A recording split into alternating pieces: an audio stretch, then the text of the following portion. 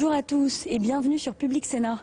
C'est l'un des projets de loi phares de ce premier semestre, le projet de loi croissance et activité que vous connaissez sans doute mieux sous le nom de projet de loi Macron, du nom du ministre de l'économie qui le porte. Et bien ce matin, je vous propose de voir l'audition de Jacques Attali par les sénateurs de la commission spéciale en charge du texte.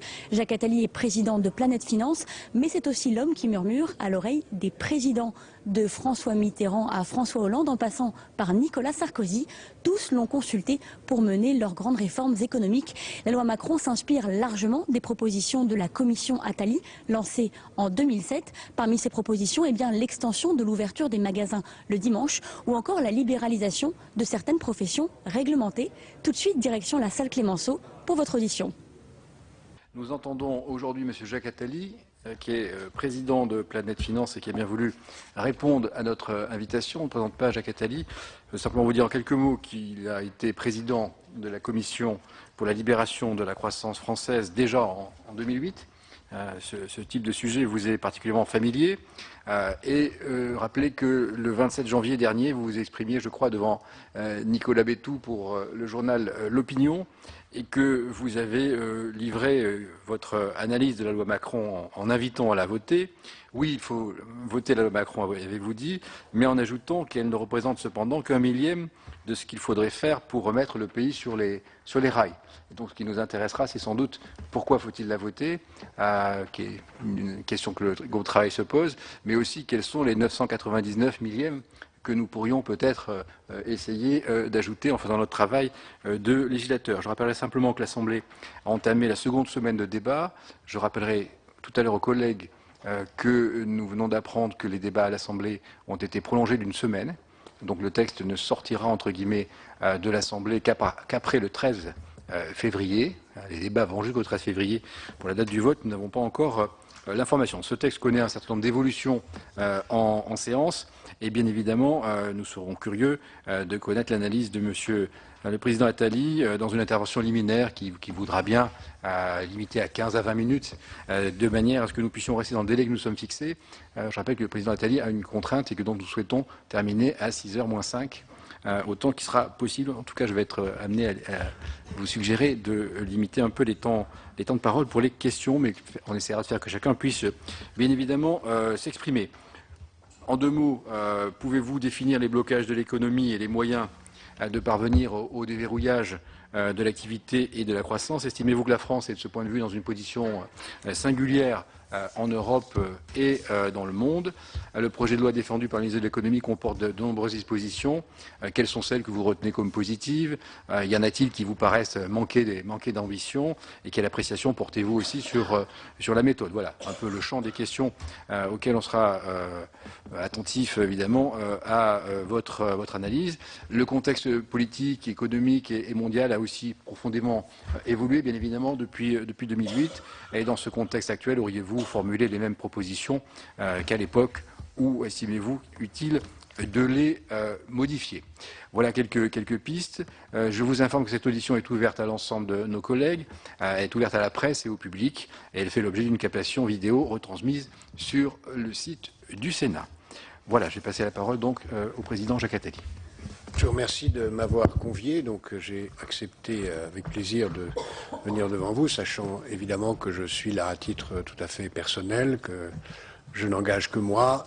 Je ne suis ni un conseiller du gouvernement actuel, ni encore moins des gouvernements précédents. Je dis encore moins parce que mes opinions politiques sont connues. Mais je suis quelqu'un d'indépendant et c'est à ce titre que vous avez bien voulu m'inviter et que je m'exprime. Vous avez souhaité m'inviter, je pense surtout, comme vous l'avez rappelé, parce que j'ai présidé à la demande du président Sarkozy et de M. Fillon une commission bipartisane en 2008 et 2009 qui a proposé 300 et quelques mesures qui faisaient l'objet d'un consensus unanime bipartisan, puisqu'il y avait dans cette commission des gens allant de la CGT au MEDEF et avec toute opinion d'économistes, d'hommes d'entreprise ou d'intellectuels ou d'hommes d'action de toute nature différents. Est-ce que le contexte a changé? Oui et non. D'abord, vous serez tous d'accord avec moi, j'imagine, pour dire que ce n'est pas parce qu'on n'avait pas supprimé le service des pigeons voyageurs en 1934 qu'il était trop tard pour le supprimer, quand on s'est finalement décidé à le faire. Autrement dit, une mesure qui aurait dû être prise il y a longtemps, le fait qu'on ne l'ait pas prise ne rend pas plus obsolète le fait de la prendre avec retard, au contraire. Et il y a beaucoup de choses qui me semblent dans ce registre, dans l'état actuel de la société française. Premièrement, de quel point de vue je me place ? Je me place du point de vue de quelqu'un qui regarde la société française avec la passion d'un citoyen français, mais aussi avec le regard de quelqu'un qui voyage beaucoup à travers le monde, voit l'économie mondiale, voit ce qui marche et ce qui ne marche pas, voit les spécificités de la France et donne un avis qui est aussi un avis à la fois sur le fond et sur la méthode. Est-ce que la situation a changé depuis 2008 ? Oui, elle s'est aggravée. La situation de l'économie mondiale est pire que celle de 2008, pour la raison très simple que si en France on n'a fait pratiquement aucune réforme, à l'échelle du monde non plus, sinon qu'on a pris une dose supplémentaire de dopants sous forme de dette publique et que nous nous trouvons à peu près dans la même situation pour l'économie mondiale, avec simplement beaucoup plus de dette publique, ce qui fait que s'il y a ou quand il y aura un choc, la variable d'ajustement de l'endettement public est beaucoup moins disponible. Oui aussi dans l'aggravation, parce que nous sommes dans une situation où l'inflation s'est effondrée, la dépression est là, et la baisse de l'inflation est un facteur d'aggravation de la récession, dans la mesure où plus l'inflation est basse, moins les gens sont tentés de consommer ou d'entretenir la machine économique. Oui aussi parce que le tsunami technologique qui est en marche depuis maintenant 15 ou 20 ans s'accélère, et ce tsunami qui sera un jour porteur d'extraordinaires bienfaits pour l'humanité, tant en termes d'espérance de vie, de confort de vie, de transformation profonde, commence, comme toujours dans un tsunami technologique, par être... c'est pas ce qu'on entend comme bruit, là. Par être... Alors, il y a un tout petit souci de micro, pardon. Il suffit de le savoir, c'est tout. Il faut peut-être voir si... Je crains que si on le débranche, ça n'ait l'effet inverse. J'ai connu l'expérience... Non, mais ça va, on continue. Peut-être vérifier si tous vos micros sont branchés, mais ça ne devrait pas couper, je pense, l'audition. Je continue. Il suffit... Le progrès technique est donc porteur pour l'instant, surtout de désordre, de destruction d'emplois et d'une grande incertitude dans l'économie mondiale. J'ajoute à cela que, dans la mesure où nous sommes de plus en plus dans une économie mondiale unifiée, nous sommes dans la contradiction très profonde d'avoir un monde qui ressemble à un pays, mais un pays qui n'aurait pas d'État, et même pas d'État de droit. Et on sait très bien qu'un pays sans État et sans État de droit, c'est le règne du chaos, de la criminalité, de l'illégalité, et aussi c'est le règne du sous-emploi des facteurs, c'est-à-dire d'une situation d'allocation non optimale des ressources. Donc il n'est pas étonnant que l'économie mondiale soit en dépression, et le sera durablement, aussi longtemps qu'on n'est pas capable de créer les conditions d'un moteur de croissance. Si on veut être simple, je dirais le monde souffre aujourd'hui d'une très forte insuffisance de la demande. Le monde souffre d'une insuffisance de la demande.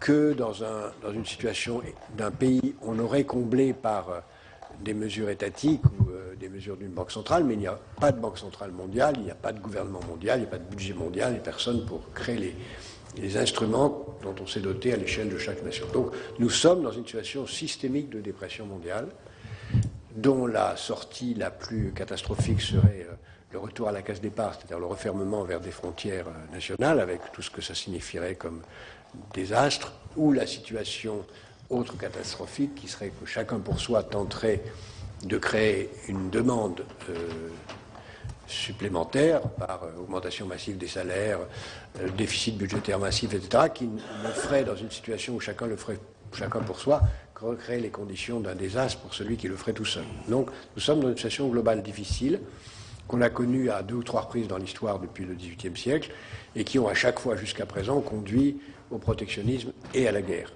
dans la mesure où ça a été la meilleure façon de s'enfermer. Donc nous sommes vraiment dans une situation complexe. À cela s'ajoute,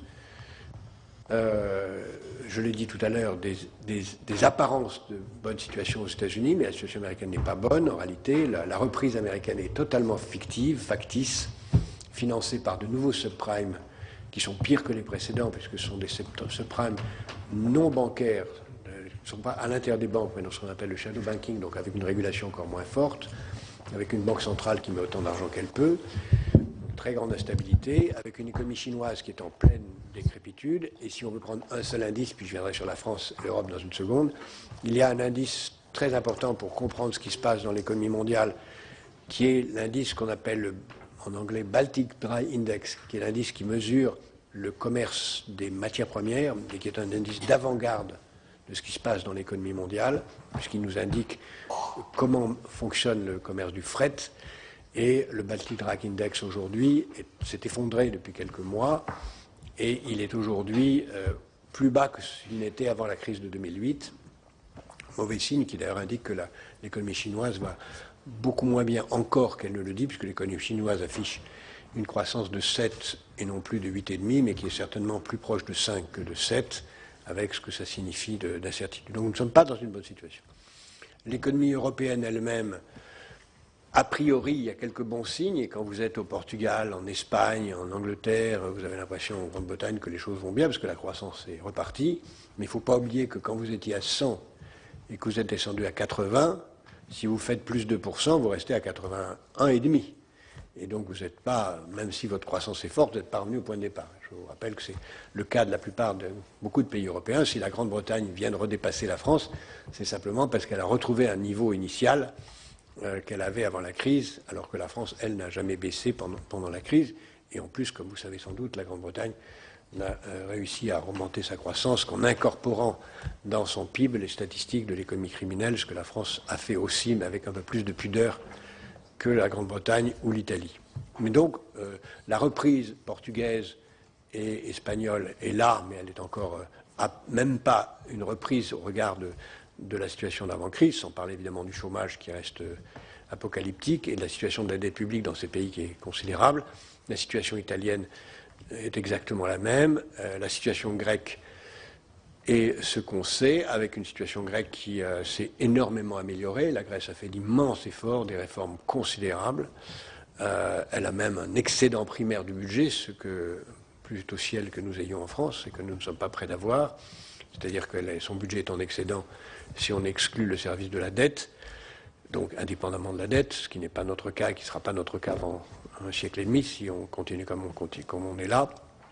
Et donc, les variables d'ajustement européennes sont relativement paralysées au point que la Banque centrale a dû, comme vous savez tous, décider d'agir avec un quantitative easing qui n'est pas un vrai quantitative easing, parce qu'aussi longtemps qu'il n'y a pas de bond du Trésor européen, ce n'est pas une véritable action sur la machine économique, c'est une action tout à fait compartimentée, segmentée par pays, et très peu mutualisée. Donc l'impact qu'on peut attendre est très faible, et en tout cas elle est inconnue, puisqu'on n'a pas de précédent historique d'une telle action. Donc nous aurons 2015, sous réserve de toute une série d'incidents, commence avec une euphorie factice aux États-Unis, une inquiétante situation en Asie, avec des conséquences à la fois politiques et économiques sur le prix du pétrole qui ne sont pas bonnes sur la croissance, même s'ils créent une apparence de reprise et qui donnent le sentiment en Europe que les choses après tout ne vont pas si mal, puisque nous avons, comme on dit,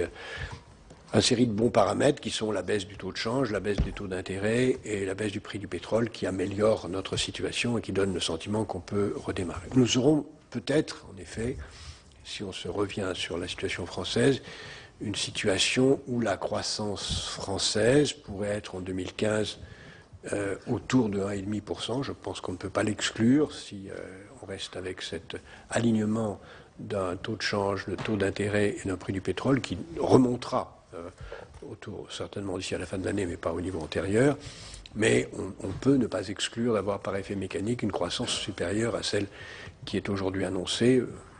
Le gouvernement dit 1,5 ou 2, je crois qu'1,5 n'est pas du tout invraisemblable. Comme vous savez, ce n'est pas quelque chose qui nous sort d'affaire d'aucune façon, ce n'est pas ni créateur de croissance, ni créateur de réduction de la dette publique, ni de retour de l'investissement. Nous avons, de ce point de vue, toujours les mêmes faiblesses. Alors, les faiblesses françaises, elles ont été depuis toujours identifiées. Je vais y revenir dans une seconde.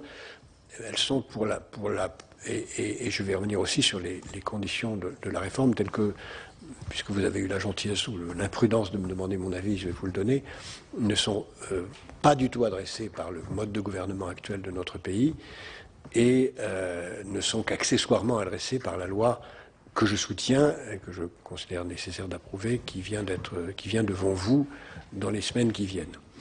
Les problèmes de la société française sont d'abord des problèmes très structurants.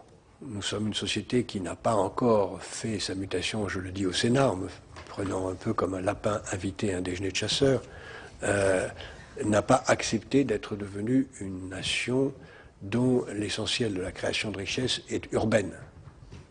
Nous sommes une société dont la richesse est créée dans les villes, avec d'immenses transferts vers les parties moins urbaines. Ce qui est un modèle tout à fait respectable et que, étant moi-même partiellement rural une certaine partie de ma vie, j'approuve comme modèle de société, mais il faut savoir qu'on en paye le prix en termes de croissance. Il y a un transfert des zones créatrices de richesse vers les zones qui en bénéficient. Et c'est un modèle de société qu'il faut affronter en tant que tel.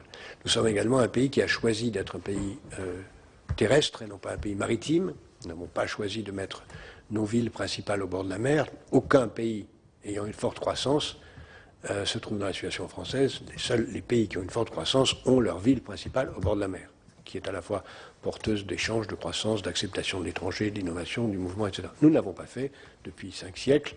Et la récente réforme régionale, sur laquelle j'insisterai tout à l'heure d'un mot, en porte les stigmates. Enfin, nous portons, et c'est peut-être l'essentiel, une énorme lacune dans l'équilibre de notre système d'enseignement, avec 2 faiblesses majeures qui regardent des comparaisons internationales, qui sont l'enseignement préscolaire et primaire, dans lequel nous dépensons environ 25% de moins que la moyenne de l'OCDE, je ne dis pas que les meilleurs, que la moyenne de l'OCDE, alors que nous surdépensons dans l'enseignement secondaire, et une faiblesse aussi considérable dans l'enseignement, la formation permanente, et en particulier dans la formation permanente des chômeurs, qui est le plus grand scandale, un des plus grands scandales français d'aujourd'hui.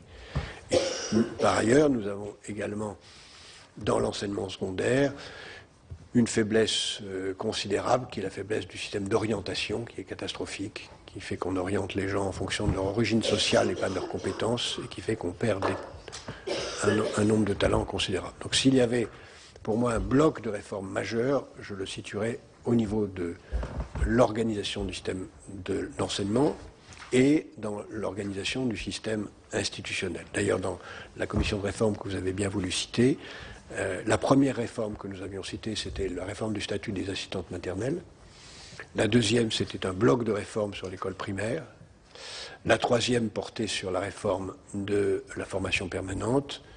Et après venait la réforme de l'appareil d'État, la réforme du département, des régions, etc. Et bien après, tout ce qui fait partie aujourd'hui de la loi que présente le ministre de l'économie, qui sont des points importants mais anecdotiques. Je le dis, anecdotiques. J'ai d'ailleurs dit immédiatement, quand la loi est arrivée sous le nom du ministre précédent, que c'était pour moi une grosse erreur que de faire une telle loi, parce que ça allait créer les conditions de faire capoter une loi de réforme sur des sujets mineurs, au lieu d'affronter une loi de réforme sur des sujets majeurs.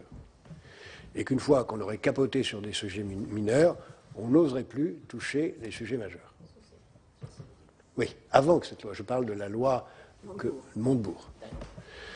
Ce qui veut dire que je continue à penser que la loi Macron doit être votée, non pas pour son contenu, qui est, je le dis, anecdotique et intéressant et utile, point par point, chacun de ces points est très utile, mais surtout parce que on pourrait espérer que cette loi soit l'annonce d'autres lois qui suivront, qui penseront sur les sujets de fond dont je viens de parler. Et que ça soit un petit peu comme le démarreur d'une voiture, et qu'ensuite, ayant démarré, on appuie sur l'accélérateur. Mais quand on appuie sur le démarreur et qu'ensuite on n'appuie pas sur l'accélérateur, ça ne sert à rien. La voiture n'avance pas mieux que le moteur éteint.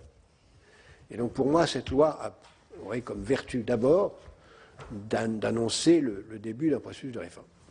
Avant d'entrer sur la loi elle-même, je dirais pourquoi je n'y crois. Je ne crois pas que cette loi soit le lancement du processus en question, parce que, permettez-moi de parler aux législateurs pour leur dire mon point de vue, puisque vous me l'avez encore une fois demandé, je ne pense pas que dans ce pays on réforme autrement que de façon brutale.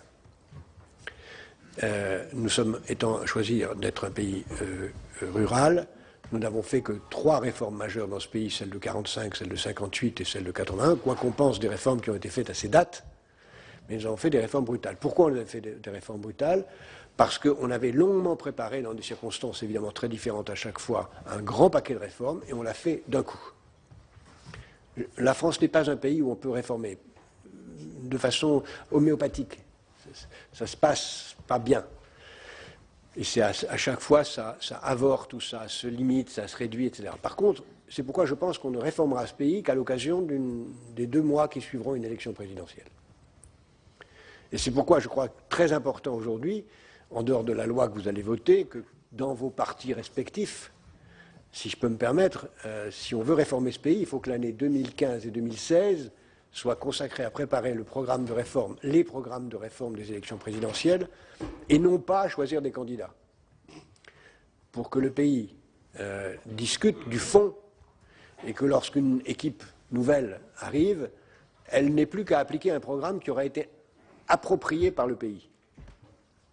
Digéré parce qu'on aura étudié, vu ses limites, ses défauts, on aura créé les conditions de s'en avancer. Le président Sarkozy et son équipe précédente est arrivé avec un programme minimum, au point qu'il a eu la courtoisie de me demander de présider une commission de réforme, mais c'était un peu étrange, puisque c'était une commission de réforme qui arrivait après son élection, et que, bien qu'il ait dit qu'il allait appliquer la totalité du programme de cette commission, il ne l'a pas fait, ce qu'on ne peut pas lui reprocher, d'abord parce qu'un homme politique élu est responsable de ce qu'il fait, et ensuite on ne peut pas lui reprocher d'appliquer un programme qui n'était pas celui sur lequel il a été élu. Donc on ne peut pas lui reprocher de ne pas avoir appliqué cette commission. Le président Hollande a été élu sur un programme dont il a appliqué la quasi-totalité, mais qui ne contenait pas les principales réformes dont je viens de parler. Il est donc tout à fait compréhensible qu'il soit très difficile de faire passer des réformes dont il n'avait pas été question au cours de la campagne présidentielle. Donc je crois que l'essentiel aujourd'hui, c'est de se dire, faites ce que vous avez à faire avec cette loi et les lois qui pourraient venir d'ici aux prochaines élections présidentielles, mais sachez que l'essentiel n'est pas là. Pour moi, l'essentiel, il est, je l'ai dit, dans 3 réformes majeures, je pourrais en citer 10, mais je vais me contenter de 3. La réforme de l'école, l'enseignement primaire, qui mérite une réforme, comme on l'a vu, dans 1000 incidents tragiques et autres, où il faut donner le pouvoir. On sait très bien ce qu'il faut faire, mais on sait très bien qu'on ne le fera pas. Il faut consacrer une part plus grande du budget de l'éducation nationale, à budget constant, à l'enseignement primaire qu'à l'enseignement supérieur, qu'à l'enseignement secondaire. Il faut donner le pouvoir aux maîtres. Il faut créer un dialogue direct entre les maîtres et les parents.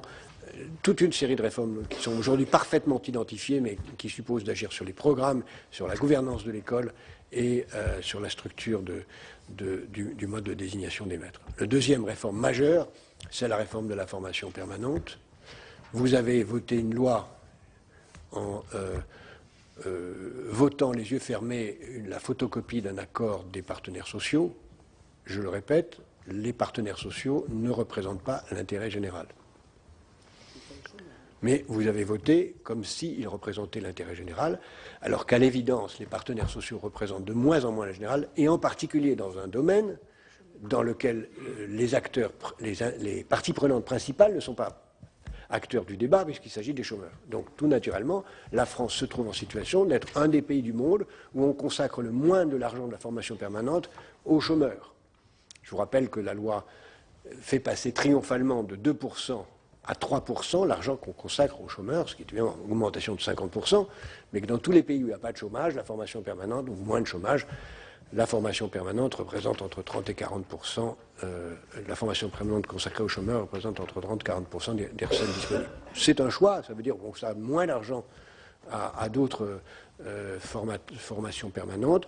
C'est un choix majeur qui, à mon avis, est le choix déterminant avec la réforme de l'allocation chômage. Et c'est un choix qui est créé une certaine cohérence parce qu'il ne serait pas juste socialement de créer une flexibilité du travail si en même temps vous n'assurez pas une meilleure garantie aux chômeurs, et en particulier une garantie de formation, mais il est évident qu'il faut une meilleure flexibilité du travail.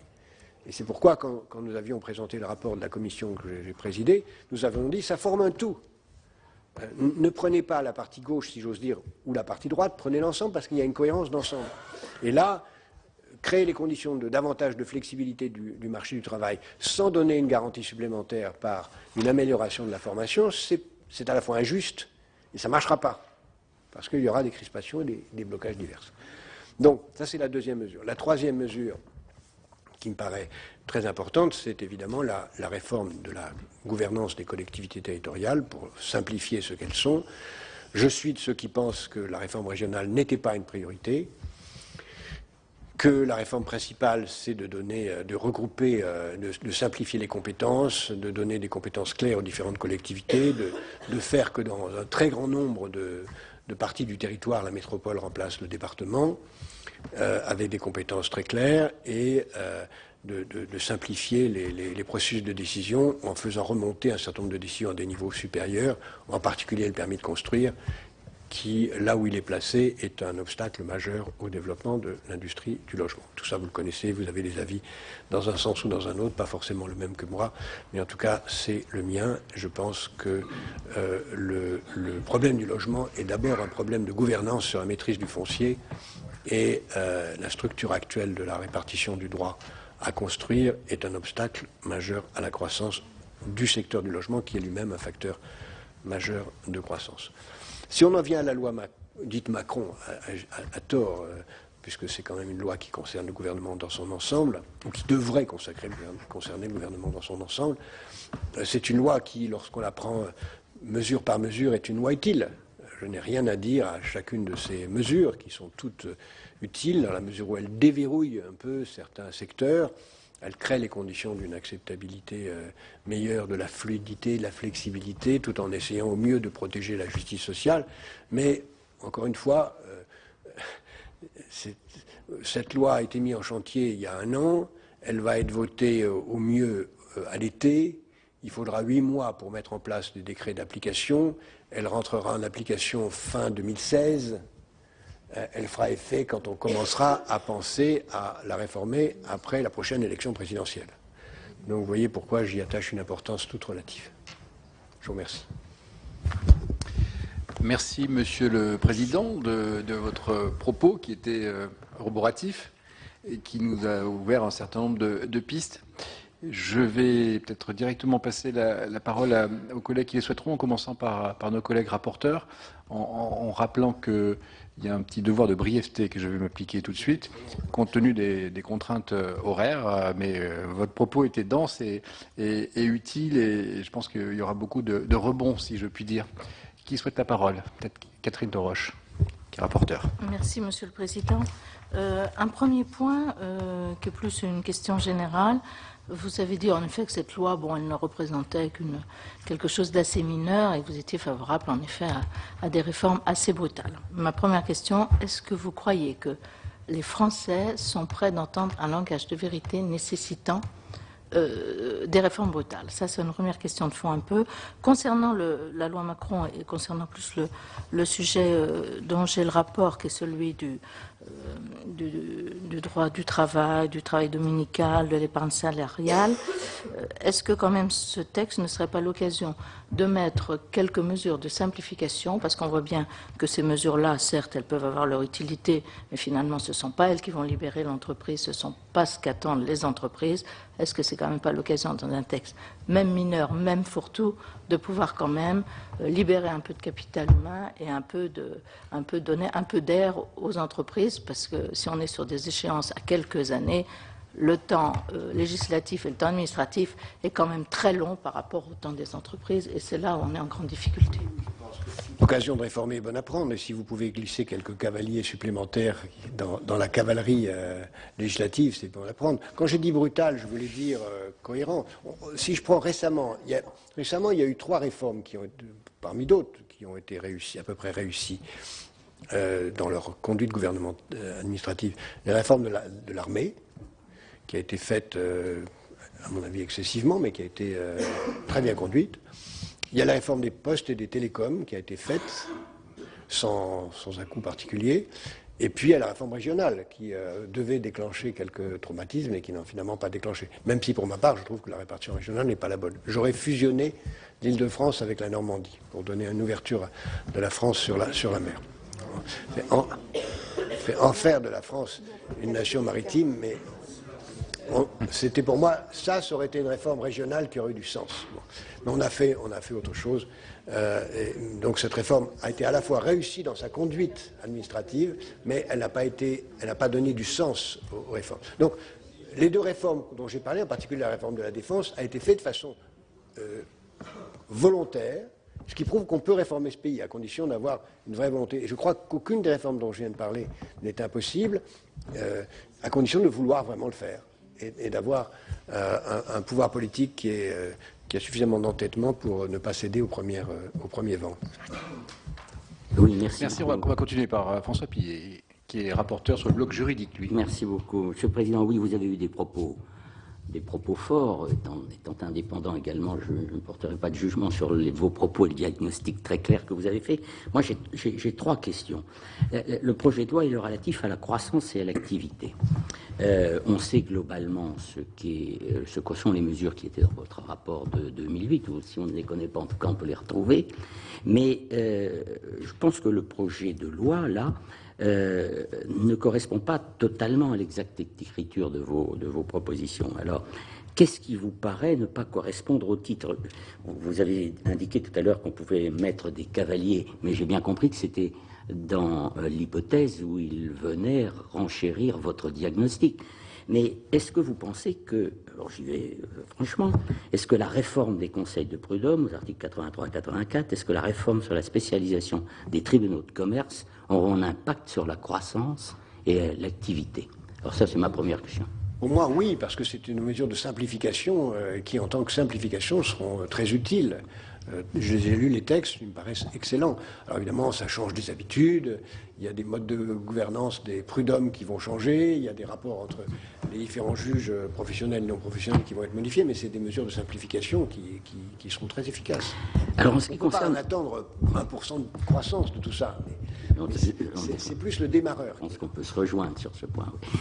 Sur le secret des affaires, on a entendu là récemment que le gouvernement avait renoncé au volet secret des affaires. Alors on attendra de savoir si c'est tous les articles afférents au secret des affaires qui sont enlevés du projet de loi ou si c'est qu'une partie. Est-ce que cette suppression, au contraire, ne vient pas affaiblir l'objectif du projet de loi pour certains entrepreneurs qui précisément étaient très demandeurs d'avoir un peu plus de protection de leur domaine, en particulier lorsqu'ils sont dans l'ingénierie très fine? Ça me paraît des articles tout à fait importants. J'espère qu'ils seront rétablis.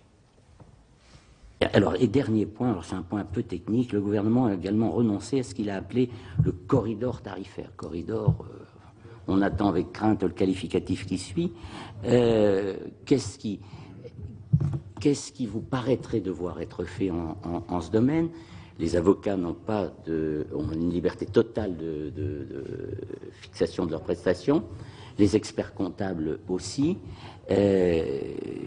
Qu'est-ce qui vous fait expliquer, regretter ou accepter cette valse-hésitation sur tout ce qui est la libéralisation, entre guillemets, je ne prends pas le terme pour moi, de certaines professions. Dans ce cas-là précis, puisqu'il s'agit des notaires, l'objectif est un objectif de justice sociale par la limitation des tarifs. Je crois comprendre qu'elle va être remplacée par un fonds de péréquation sur les honoraires élevés. Ça me paraît une mesure habile qui atteint le même objectif. Donc, vous ne croyez pas que ça va créer de la complexité, créer un fonds de péréquation? Il y en a beaucoup. Il y a un fonds de péréquation qui permet de former des nouveaux notaires. Ça me paraît, si c'est bien fait, ça pourrait être une mesure habile. Bien, alors, première question. On va passer la parole à la troisième de nos rapporteurs, Dominique Estrosi-Sassone. Et après, j'ai déjà 3 demandes de parole. On va essayer de gérer la contrainte d'horaire, parce que je vous rappelle qu'il nous faut libérer M. Attali à -5. Madame Estrosi-Sassone. Oui, Monsieur le Président, rapidement, je reviendrai aussi sur l'appellation de ce projet de loi pour la croissance, l'activité et l'égalité économique. Est-ce que vous pensez que véritablement l'ambition affichée n'est pas au rendez-vous dans les mesures qui sont prises et que, en particulier pour relancer la croissance et l'activité, est-ce que les solutions ne passaient pas par la baisse des charges, par la suppression des seuils, par une véritable réforme du Code du travail, ce qu'on ne retrouve pas dans ce projet de loi, malheureusement? J'ai répondu tout à l'heure, Madame Massa. Pour moi, cette loi a beaucoup d'intérêt. Je vous encourage à la voter comme une première loi d'un ensemble. Si elle est toute seule, elle servira à peu de choses, pas à rien, mais à peu de choses. Donc elle peut être introduction à un ensemble de lois qui reprendrait en particulier les mesures dont j'ai parlé. Je crois qu'il serait déraisonnable, injuste socialement et inefficace de rendre encore plus de flexibilité dans le marché du travail si en même temps on ne crée pas une meilleure sécurisation des parcours professionnels par la réforme de la formation permanente. La réforme de la formation permanente conditionne pour moi une libéralisation plus grande du marché du travail parce qu'elle crée une condition. Il est scandaleux qu'on ne consacre aucune ressource à la formation permanente des chômeurs et qu'en même temps on veut rendre plus facile le licenciement. C'est contre nature. Par contre, rendre plus facile le licenciement, mais en même temps dire aux chômeurs, vous inquiétez pas, on va vous former et vous allez retrouver du travail, ça a du sens. Mais faire l'un sans l'autre, ça n'en a aucun. Bien, alors je vais continuer. Donc dans l'ordre, j'ai Pierre Medviel, après Jean-Pierre Sueur. Alors, Monsieur le Président, moi aussi d'accord sur le côté très insuffisant de la réforme, le côté homéopathique même. Bon, je crois qu'il y a 2 sujets qui ont été abordés par ma collègue. Moi, je suis étonné qu'on n'ait pas parlé d'une grande réforme de la fiscalité des entreprises aussi. Quand on regarde les autres pays européens, quand on regarde les taux d'autres pays qui ont eu un petit peu d'oxygène, on se rend compte que tous nos chiffres sont dans le rouge. Nous étouffons les entreprises, nous étouffons les professions libérales par une fiscalité et le gouvernement n'a pas la reconnaissance du ventre puisqu'on continue de leur taper dessus. Comme vous savez mieux que personne, si on supprime des impôts quelque part, ou on baisse des dépenses, ou on met des impôts ailleurs. Moi, je suis de ceux qui pensent, je l'ai dit, c'était dans notre rapport, et je le redis ici, que nous sommes dans une situation idéale, historiquement, pour faire une augmentation significative de la TVA. Pour 2 raisons. La première, c'est que la TVA est d'abord un impôt sur les importations qui favorise les exportations, ce dont on a besoin. Et deuxièmement, dans la mesure où nous nous trouvons aussi aujourd'hui une situation de désinflation ou d'insuffisance de l'inflation, l'impact inflationniste injuste de la TVA n'aurait pas lieu. Donc c'est un moment, et je vous prends le pari, que la prochaine hausse significative d'impôts, quel que soit le gouvernement, ça sera la TVA. Nous avons eu le tort de l'appeler en France TVA sociale, qui est une façon absurde. Je vous rappelle qu'en allemand, l'augmentation de TVA, c'est appelé dévaluation fiscale. Ce que c'est exactement en termes économiques, c'est une dévaluation fiscale. Donc s'il y a une réforme permet de réduire les charges, puisqu'on peut compenser la TVA par une réduction des charges, on peut même utiliser l'augmentation de la TVA pour rendre aux salariés en salaire direct réel une partie de la TVA et des charges ainsi réduites. Je pense que la TVA est aujourd'hui une mesure qui s'imposerait, mais la conjonction de la gauche et de la droite a conclu à penser qu'il ne fallait pas le faire. Merci. Je passe la parole au président Sueur. Oui, merci Monsieur le Président.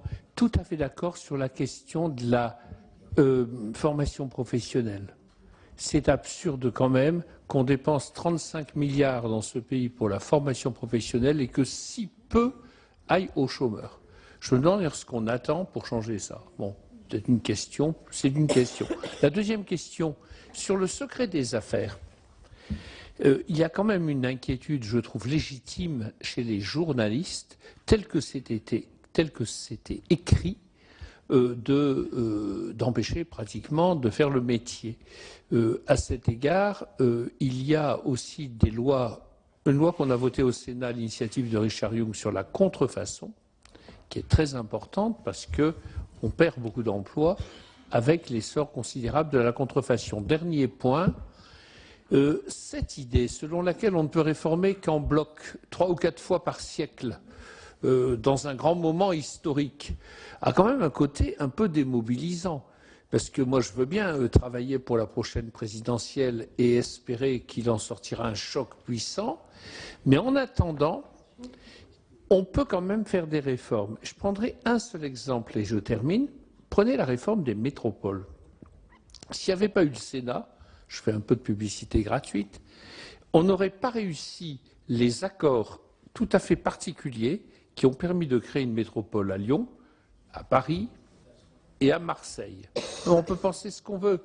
Aujourd'hui, le mouvement des métropoles, il est en marche dans une loi qui a été longuement délibérée, de même que l'intercommunalité a produit des mouvements. Il a fallu du temps, mais ça s'est généralisé et peut-être qu'on va aller peu à peu vers des communautés fortes, des régions fortes et que finalement, par une série de réformes qui ne feront pas partie du grand choc triséculaire, ou plutôt ayant lieu 3 fois par siècle, je me trompe, on y arrive quand même, quoi. Ce qui laisse un petit peu d'espoir, malgré tout.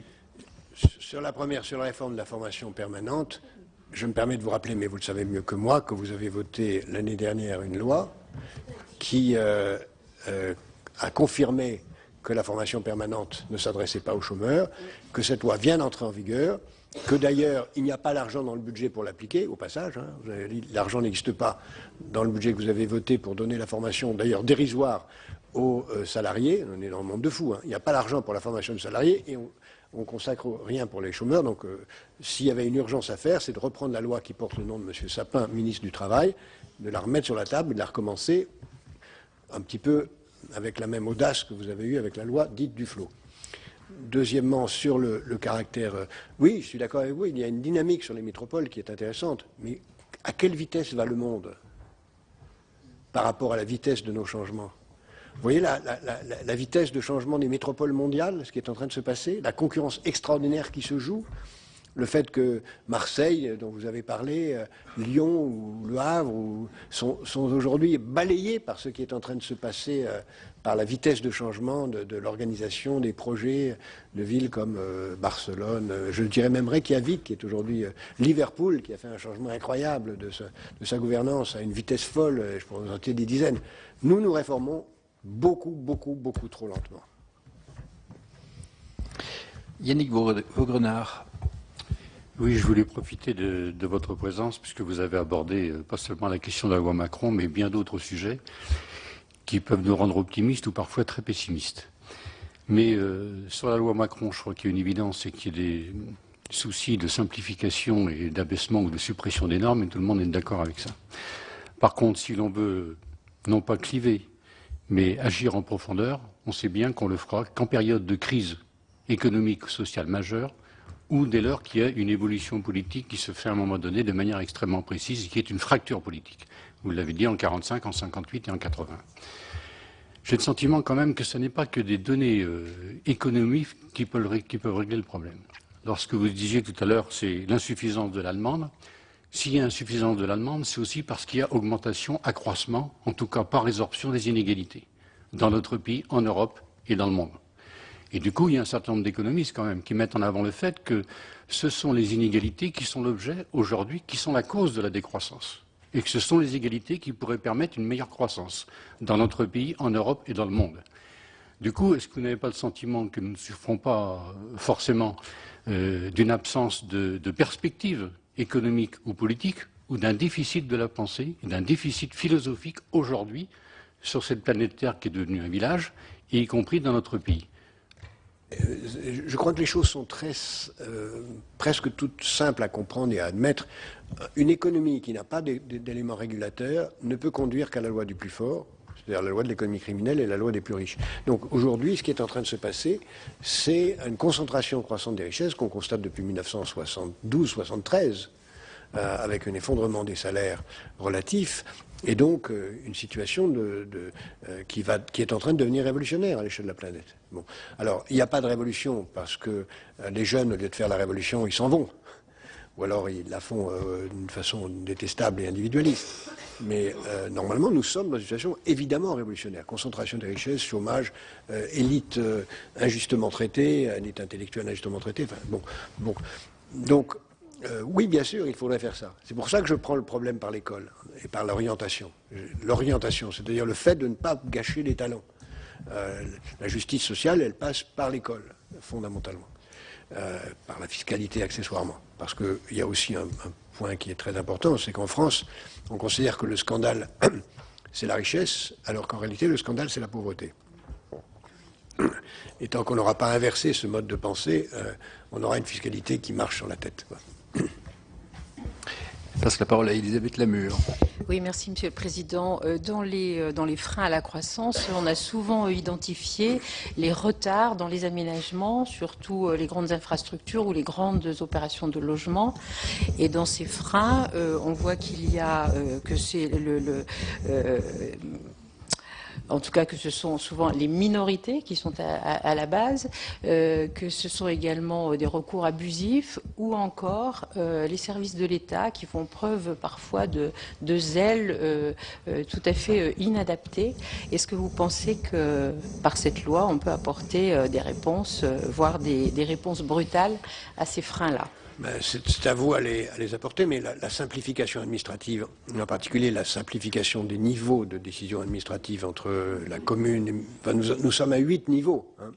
J'ai souvenir d'avoir été reçu, je peux le dire ici maintenant, parce qu'il y a prescription, par un président du Sénat qui n'est pas l'actuel, ni le prédécesseur, ni celui d'avant, mais celui d'avant, qui, quand je lui avais dit qu'on allait proposer de réduire le nombre d'échelons départementaux, d'échelons de collectivités territoriales, me dit « mais tu n'y comprends rien, on ne va pas en réduire, on va les augmenter. On est en train d'en créer un nouveau qui s'appelle le pays. » Il s'en réjouissait d'ailleurs, il trouvait ça très bien. Bon, donc tant qu'on est dans cette structure dans laquelle le pays multiplie les instances et refuse sa simplification, les sujets que vous dites ne peuvent... par nature, une instance ne peut que se justifier en se donnant une mission et un mandat. Et quelle qu'elle soit, c'est sa nature. Donc, si vous créez quelque chose, elle va s'inventer un pouvoir. Et le premier pouvoir qu'elle peut s'inventer, c'est celui d'interdire. Merci, Président. Parole est à Jean-Claude Boulard. Oui, très brièvement, Jacques. Premièrement, la loi Macron a au moins un avantage. Elle révèle une grande maladie française, qui est le corporatisme, qui avait été identifié par le rapport Rueff-Armand. Il faut quand même voir qu'en 1959, dans un rapport Rueff-Armand, tout est dit. Et il ne va rien se passer. Et on voit que, bon, rapport après rapport, on n'arrive pas à briser les mécanismes corporatistes de cette société. Deuxième remarque, on a toujours tort de donner une appellation trop ambitieuse à des lois. Loi, croissance et emploi, ça ne colle pas. Et ça, c'est une erreur. Après, il y a de la déception, parce qu'on ne voit pas pourquoi une loi, ça se saurait.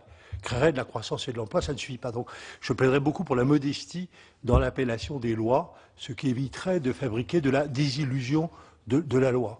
Enfin, sur les projets, aujourd'hui, l'espèce la mieux protégée, c'est le riverain. C'est pas...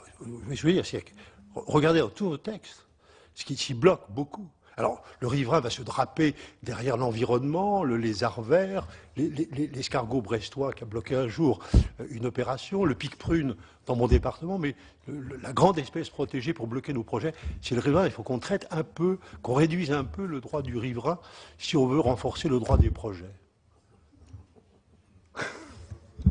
Je te reconnais bien là. Alors, il y a un droit de suite pour François Pillet comme rapporteur. Oui, je m'excuse par avance de revenir sur ma question pour souhaiter peut-être une réponse plus développée. Je n'ai qu'à me féliciter de certaines réformes qu'on pourrait apporter au fonctionnement des juridictions françaises. La Cour d'appel serait d'ailleurs peut-être un modèle plus pertinent que la réforme du Conseil des prud'hommes. Mais alors, dans la réforme du Conseil des prud'hommes, si je comprends que là, on va demander par exemple plus de formation, on va leur imposer un code de déontologie qu'ils ont peut-être d'ailleurs déjà parce qu'ils sont magistrats, je ne vois pas le lien de causalité entre cette réforme, qui est peut-être possible, encore une fois, pour un meilleur fonctionnement de la justice, et la croissance, voire même la simplification que vous avez évoquée tout à l'heure. On ne peut pas reprocher à un ministre de tenter de faire dans une loi passer un maximum de choses qui autrement ne passeraient pas. Et je vois très bien comment le gouvernement s'est dit « j'ai une loi, essayons d'y mettre tout ce que je peux », qui autrement ne passerait pas. Et je reconnais avec vous qu'il y a dans cette loi, que je ne suis pas là pour défendre, un certain nombre de choses qui auraient peut-être mérité d'être ailleurs. Par exemple, on aurait pu imaginer une loi d'ensemble sur la réforme du système judiciaire français, dans lequel il y aurait une cohérence d'ensemble de toutes les législations qui aurait eu davantage de sens. Mais pour une fois qu'il y a une occasion de faire quelque chose, il ne faut pas s'en priver. Mais c'est vrai que... ça veut dire que les autres ne l'étaient pas. Alors, Michel Meunier, pour une dernière question, pour tenir la pendule, si j'ose dire. Oui, c'est juste une question qui n'en est pas forcément une, mais un commentaire sur le propos que vous avez tenu, Monsieur Attali, concernant l'éducation, et notamment l'éducation précoce. Moi, je vous rejoins tout à fait. Et je fais le lien avec le travail des femmes et donc la dynamique et le cercle vertueux que l'on pourrait retrouver avec une attention particulière dès la petite enfance à tous les enfants, quelle que soit leur origine, quel que soit leur lieu de naissance, hein. Et puis le corollaire, le travail et l'égalité des femmes et les différences encore qu'on constate. Il est évident que c'est central. Une des raisons pour laquelle la France a connu une forte croissance, c'est que les femmes sont entrées au travail. Il est évident qu'une bonne façon, comme ça a été dit à plusieurs reprises, de réduire le chômage serait de réduire la part des femmes dans le marché du travail, c'est simple. Mais si je peux me permettre une remarque conclusive, puisque vous avez eu la gentillesse de me convier ici, je crois que ce serait donner un très mauvais signal au pays et au monde que de ne pas voter cette loi. Et je dirais même que ce serait donner un très mauvais signal au pays et au monde que d'amender trop cette loi, parce que ça montrerait que ce pays, quand on lui propose une réforme, même mineure, finit par la réduire à presque rien et ne la fait pas. Je vous dis, cette loi est très observée à l'échelle internationale. On a le sentiment qu'on attache plus d'importance d'ailleurs qu'elle n'en mérite. Et si cette loi n'est pas votée, ou si elle est votée en étant réduite, j'allais dire émasculée, mais ce qui est une façon trop sexiste de s'exprimer, si elle est réduite de façon excessive, la dynamique de réforme dont ce pays a cruellement besoin, dont je suis intimement convaincu que les Français, que vous connaissez mieux que moi par vos fonctions, sont demandeurs, sera gravement atteint. Et en plus, j'ajoute une chose. Il y a des partis qui sont peu ou pas représentés dans cette pièce qui disent on a essayé la gauche et on a essayé la droite, essayons autre chose. Cette loi est une occasion de montrer qu'on n'a pas tout essayé et qu'il y a un grand nombre de réformes que la gauche et la droite ensemble, je dis la gauche et la droite ensemble, peuvent essayer et qui peuvent changer le pays sans qu'on ait besoin d'aller chercher les extrêmes. Je vous remercie. On va peut-être conclure sur cette conclusion optimiste, Monsieur le Président. Je veux d'abord remercier du propos décapant que vous avez bien voulu avoir au départ sur le diagnostic de l'état du monde et de l'état du pays, mais en même temps peut-être tempéré en disant que le Sénat, comme vous le disiez à l'instant, peut être un de ces lieux où on construit le compromis et où on est capable d'essayer de faire avancer des réformes. Et on va peut-être essayer de vous faire mentir, si je puis dire, et montrer que le Parlement peut se saisir de textes de loi, peut-être, vous disiez voter, j'ai envie de dire aussi compléter. En tout cas, les sénateurs auront à se poser la question de savoir s'il n'y a pas des compléments à faire. Et vous nous avez donné une petite liste de courses, si je puis m'exprimer ainsi, qui est, ma foi, intéressante. Il y a peut-être aussi une question de méthode qu'il faudra qu'on regarde demain, c'est-à-dire qu'il y a des choses qu'il faut inscrire à l'agenda. Et on sent bien que dans un texte de loi, la capacité des parlementaires à modifier, elle existe, mais elle ne sera pas non plus forcément pourra s'exercer facilement, en tout cas sur le primaire, sur la formation, comme vous l'avez dit, ou encore revenir sur la réforme territoriale. Il y a peut-être d'autres aspects sur lesquels nous, il faut que nous trouvions le bon équilibre, en tout cas c'est ce que le groupe de travail et puis la commission spéciale demain auront à faire, entre la loi Macron, des compléments, et puis les grandes réformes structurelles que vous avez pu évoquer. En tout cas, merci parce que vous nous avez ouvert des champs et ça sera très utile. Merci, on sait que votre temps est compté et on a apprécié que vous ayez pu vous libérer Voilà pour cette audition de Jacques Attali, président de Planète Finance, à propos du projet de loi Macron par la commission spéciale en charge du texte ici au Sénat. Le projet de loi Macron va arriver avec un peu de retard au Sénat compte tenu du fait que les débats se prolongent d'une petite semaine à l'Assemblée nationale. Mais ne bougez pas, on parle toujours économie sur Public Sénat. Je vous propose de voir une autre audition menée en ce moment même par la commission des finances du Sénat. Cette fois, eh bien, la commission des finances auditionne Didier Migaud, premier président de la Cour des comptes, sur la réforme de l'impôt sur le revenu et de la contribution sociale généralisée, CSG. Une audition qui fait suite eh bien, à la publication d'un rapport par le Conseil des prélèvements obligatoires, un conseil qui dépend de la Cour des comptes. Dans ce rapport, eh bien, le Conseil des prélèvements obligatoires écarte a priori l'idée d'une fusion entre ces deux impôts. Tout de suite, direction la salle Clémenceau pour votre audition. En novembre 2013, à l'initiative de François Marc et Philippe Marini, la Commission des finances du Sénat avait sollicité l'expertise du CPO afin, je cite le courrier de saisine, qu'il réalise une étude relative à l'élargissement de l'assiette de l'imposition des revenus en examinant la faisabilité technique et juridique d'une fusion des assiettes de l'impôt sur le revenu et de la contribution sociale généralisée. La faisabilité technique d'une fusion des assiettes des deux grands impôts sur le revenu est un élément essentiel du débat sur l'opportunité de fusionner complètement ces deux impôts, le rôle du CPO étant bien entendu d'apporter des éléments techniques et non de trancher une question politique.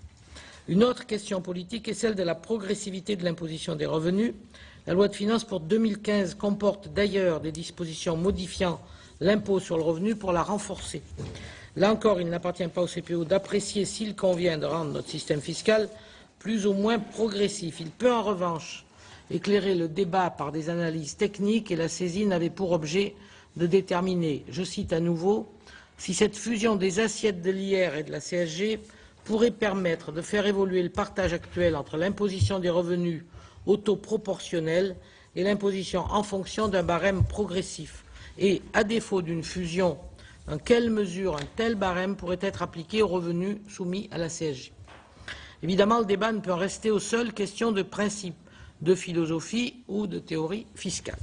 Ainsi, la saisine demandait également que l'étude évalue les effets économiques et budgétaires des différentes hypothèses pouvant être envisagées dans ce cadre, ainsi que leurs conséquences sur le financement de la protection sociale.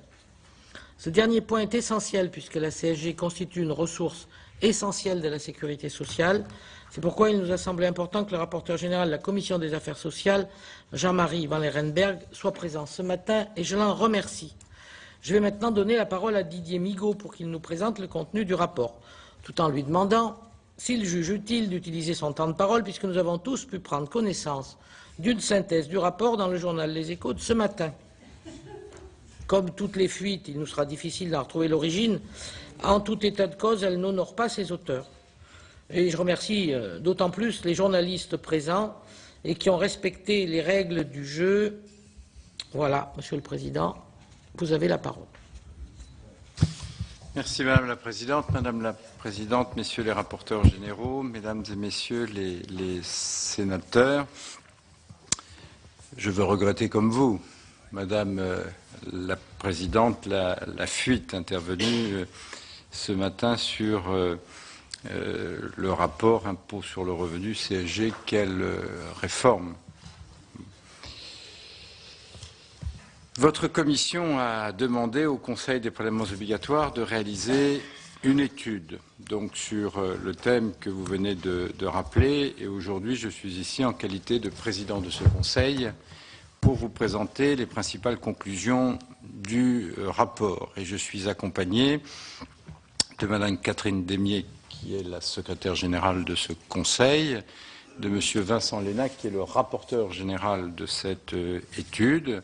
Un certain nombre de rapporteurs particuliers sont également présents. Annabelle Mourogan, qui est rapporteur extérieur à la Cour, Jean-Luc Matt, qui est maître des requêtes au Conseil d'État, Anne-Céline Didier, que j'aperçois, qui est administratrice du Sénat, à votre commission, qui a contribué également à un rapport particulier et au rapport général. Lorsqu'elle l'a saisi, votre commission entendait que le CPO explore les possibilités d'élargir l'assiette de l'imposition des revenus et examine la faisabilité technique et juridique d'une fusion des assiettes de l'impôt sur le revenu et de la CSG. Alors, votre commission souhaitait que le CPO analyse l'impact de cette fusion sur le partage actuel de l'imposition des revenus entre un taux proportionnel qui caractérise la CSG et un barème progressif qui est l'une des particularités majeures de l'impôt sur le revenu.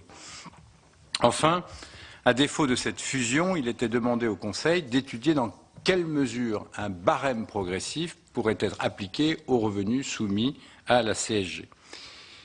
Il me semble utile de vous rappeler l'ensemble de ces considérations, car elles ont effectivement guidé nos réflexions dans le but de répondre au mieux aux demandes exprimées par votre commission. Il y avait eu à l'époque un entretien entre le rapporteur général, son équipe, et puis le président et le rapporteur général de votre commission. Je voudrais enfin dire quelques mots sur la méthode retenue par le CPO. Ses membres ont cherché à établir un rapport présentant de nombreuses options et qui recueille de leur part un consensus, étant entendu qu'il ne revient pas au Conseil des prélèvements obligatoires, comme vous l'avez dit, de faire telle ou telle proposition. Les décisions relèvent des élus. Alors, un grand nombre de pistes ont été ouvertes, même celles qui ne sont pas apparues à la réflexion souhaitable pour le CPO. Et le rapport qui vous est proposé est en quelque sorte un menu à la carte, d'où le titre qui délibérément emploie l'expression « impôt sur le revenu CSG, quelle réforme ?» réforme étant au pluriel. Alors tout d'abord, je voudrais vous faire part d'un constat et rappeler les principes à respecter pour réformer l'imposition des revenus. Alors le constat, qui est partagé d'ailleurs par beaucoup, est que le système d'imposition des revenus a vieilli et qu'il est peu lisible. Notre système d'imposition a été modelé par une longue histoire de réformes successives. L'impôt sur le revenu a vu son rendement s'affaiblir, avec certes un récent ressaut constaté récemment. Le produit de l'IR a augmenté de près de 44% entre 2010 et 2014. Sa base est étroite, sous l'empire notamment des nombreuses dépenses fiscales qui l'affectent et du nombre de foyers qui n'y sont pas assujettis. Les taux proportionnels de la CSG ont sensiblement augmenté, en passant de 1% à sa création en 1991 à 7,5% pour les revenus d'activité, sans compter les autres prélèvements sociaux additionnels. C'est ainsi que dès 1998, le produit de la CSG a dépassé celui de l'impôt sur le revenu, comme le montre un graphique, le graphique 3 de la page 63 du rapport. Alors, l'existence de ces deux impositions a créé une dualité où chacune d'entre elles a sa logique propre, mais qui aboutit à un système de prélèvement sur les revenus des ménages peu compréhensible et dont l'acceptabilité, s'agissant de l'impôt sur le revenu, est de plus en plus en question. Ce système est d'ailleurs si peu lisible qu'il est courant d'entendre dire que moins de la moitié des Français paient l'impôt sur le revenu, alors qu'en réalité, presque tout le monde l'acquitte au travers de la CSG, qui est aussi une imposition sur le revenu. Le degré de progressivité de l'imposition sur le revenu a beaucoup évolué dans le temps, comme le montrent les tableaux et graphiques des pages 63 à 70 du rapport. D'abord, la progressivité globale du système socio-fiscal s'est réduite du fait de la diminution de la part relative dans l'ensemble des prélèvements sur les personnes de l'impôt sur le revenu. Il faut d'ailleurs noter que la progressivité de celui-ci s'infléchit dans le dernier centile des revenus et qu'il devient même régressif pour le dernier millime. Ça représente environ 4 000 foyers.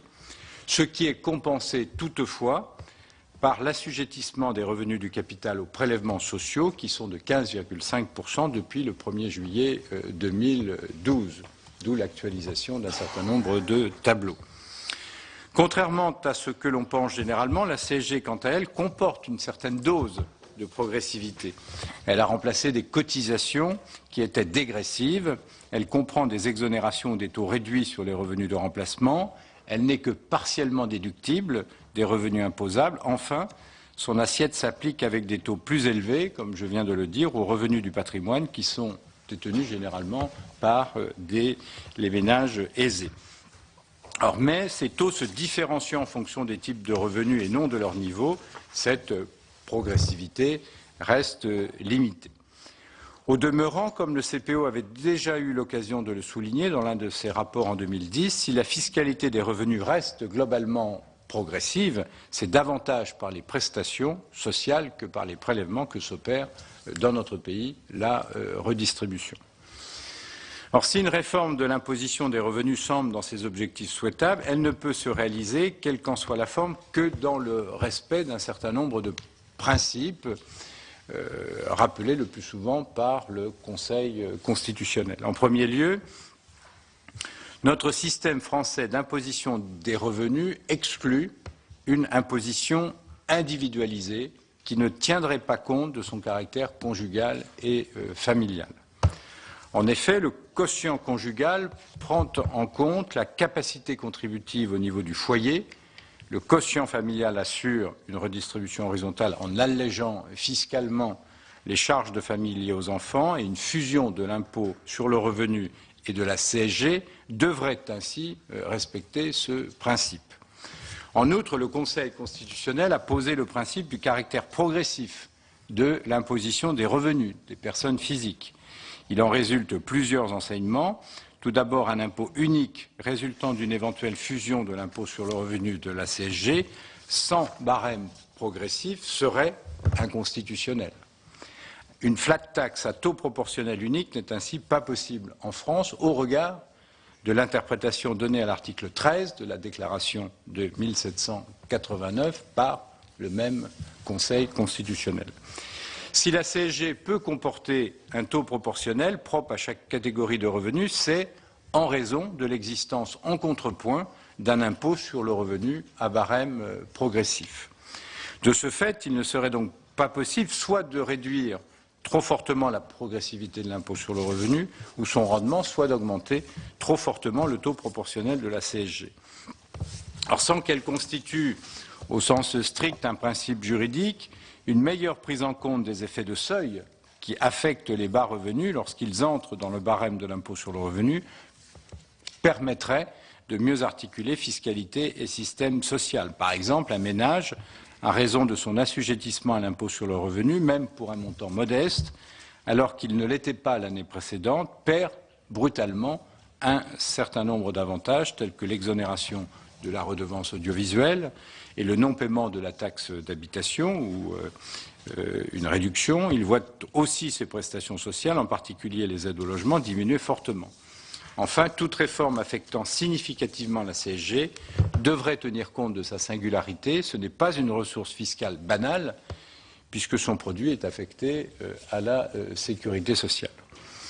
Même si la qualification juridique de la CSG n'empêche pas sa fusion dans un impôt unique sur le revenu, l'affectation à la protection sociale d'une partie du produit de ce nouvel impôt devrait être, a priori, fortement garantie.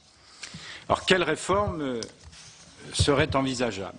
La réforme du système d'imposition des revenus a fait l'objet de nombreuses réflexions parlementaires, académiques ou administratives. Moi-même, dans une vie antérieure, j'ai eu l'occasion de commettre un rapport.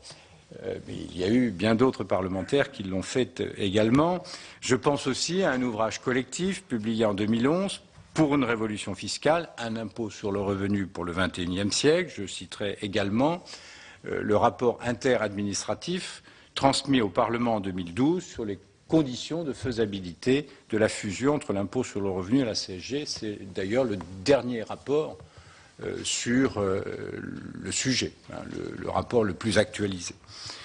À partir des travaux existants, le CPO a identifié deux grands scénarios ou scénarios de fusion issus d'un impôt sur le revenu rénové ou d'une CSG progressive, comme c'était demandé dans votre demande. Oui. Alors, avec également une voie médiane que nous avons regardée, maintenant la coexistence de deux prélèvements distincts. Alors, peut-on envisager une réforme systémique? Alors, la première modalité de fusion, pour absorber la CSG dans un grand impôt sur le revenu, suppose de corriger préalablement les défauts les plus marqués de l'impôt sur le revenu actuel, à savoir son assiette mitée, sa concentration et son mode de perception décalé. Il conviendrait d'abord d'harmoniser non seulement l'assiette de l'impôt sur le revenu avec la CSG, compte tenu de la diversité des assiettes, mais aussi avec celle d'une dizaine de taxes associées de près ou de loin à la CSG. Je pense notamment à la CRDS, mais aussi à la contribution de solidarité pour l'autonomie ou encore au prélèvement social. Autre difficulté à lever, l'impôt sur le revenu est assis sur le revenu net global, après imputation dans certaines conditions des déficits des autres catégories de revenus, alors que la CSG est assise sur le revenu brut catégoriel. La jurisprudence constitutionnelle laisse peu de doute sur la nécessité de prendre en compte les charges de famille dans un impôt qui serait fusionné. Aussi conviendrait-il de définir des modalités nouvelles de prise en compte du quotient conjugal et des charges d'éducation grâce à des techniques fiscales telles que des abattements, des réductions ou des crédits d'impôt. Il va de soi que la fusion autour de l'IR devrait conduire à diminuer fortement le poids et le nombre des niches fiscales. La fusion pourrait être une opportunité de procéder à l'évaluation exhaustive de ces niches, à leur suppression ou à leur transformation en abattement, crédit d'impôt ou en subvention. Enfin, en cas de fusion, les modalités différentes de recouvrement de l'impôt sur le revenu, de la CSG et de ces taxes additionnelles posent évidemment la question de la généralisation de la retenue à la source comme une modalité de la mise en œuvre de la fusion. Alors, au regard des différences actuelles d'assiette et de barème entre l'impôt sur le revenu et la CSG, leur fusion entraînerait inéluctablement des transferts de charges importants entre contribuables. Toute réforme fiscale d'envergure, même à prélèvement constant, induit d'ailleurs en effet des gagnants et des perdants, puisqu'il s'agit précisément, en fonction des objectifs qu'on assigne, de répartir autrement la charge de l'impôt. Toute réforme fiscale génère aussi des coûts de transition. Le législateur a toutefois la faculté de prévoir des compensations partielles ou temporaires. Parmi celles-ci, on peut citer la possibilité sur la période où les agents économiques s'adaptent à la nouvelle situation d'étaler la charge de l'année de double imposition, d'opérer une réduction progressive des dépenses fiscales ou d'échelonner la charge financière pour les perdants les plus significatifs de la réforme fiscale. La fusion de l'impôt sur le revenu de la CSG est donc un projet de grande ampleur qui apparaît possible, mais qui soulève des difficultés reflétant pour l'essentiel les insuffisances actuelles, d'ailleurs, de l'impôt et la nécessité de transposer, pour des raisons constitutionnelles, certaines de ses caractéristiques à la CSG. Et dans un contexte budgétaire tendu, le CPO considère qu'une telle réforme est possible, mais serait plus facilement envisageable à l'issue d'un processus progressif de rapprochement des règles et de l'assiette de l'impôt sur le revenu et de celle de la CSG. Ça, c'est pour la première modalité, une fusion à partir de l'impôt sur le revenu. La deuxième modalité consisterait à créer une imposition unifiée sur la base d'une CSG progressive. Alors, si la mise en place d'une CSG comportant un barème progressif pour tous les revenus ne soulève pas de difficultés insurmontables, la nécessité d'une familialisation et l'impossibilité de faire disparaître toutes les niches fiscales ne permettent guère d'envisager la disparition totale de l'impôt sur le revenu. Alors, bien sûr, des solutions existent. L'une des voies pour prendre en compte des capacités contributives du foyer serait de créer des abattements correspondant aux charges familiales qui se substitueraient aux deux quotients, conjugal et familial, mais en pratique, un nouvel impôt basé sur la CSG reviendrait à réinventer en fait les modalités actuelles de l'IR et remettrait en cause la simplicité du mode de calcul et de prélèvement de la CSG. Tout comme dans le schéma précédent, se poserait la question des niches fiscales et des avantages accordés à certaines professions qui réduisent la base de l'impôt sur le revenu. Le prélèvement à la source de cette imposition unifiée, là aussi, devrait être mis en œuvre. Donc, à la question posée par votre commission de savoir si l'instauration d'une CSG progressive constitue une alternative à une fusion sur la base de l'impôt sur le revenu, le CPO montre que cette voie est complexe et plutôt difficile. L'introduction d'une plus grande progressivité dans la CSG contribuerait à améliorer la cohérence d'ensemble de l'imposition des revenus, notamment des plus bas, mais une CSG à barème progressif général n'aboutirait sans doute pas à une disparition totale de l'impôt sur le revenu.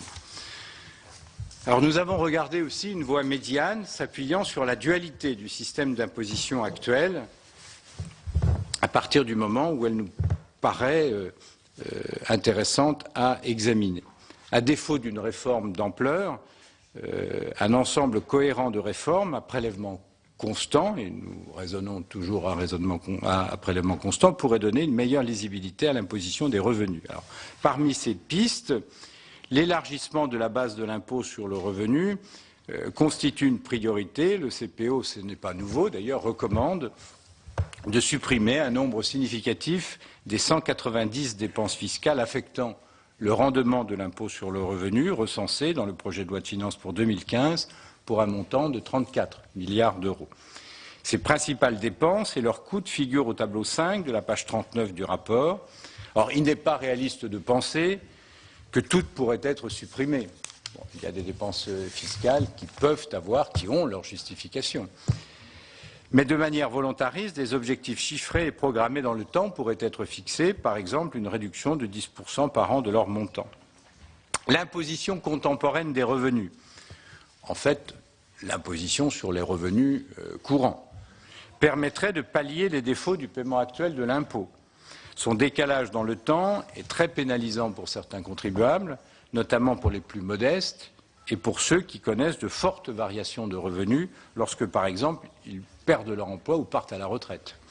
Il présente par ailleurs des inconvénients forts en matière de pilotage de la politique macroéconomique. Dans cette hypothèse, parallèlement au montant de CSG précompté chaque mois sur les salaires, les contribuables paieraient également des acomptes d'impôts au titre des revenus de l'année en cours, avec une régularisation intervenant en septembre de l'année suivante, une fois l'impôt final liquidé. Cette option permettrait de faire converger l'impôt sur le revenu et la CSG.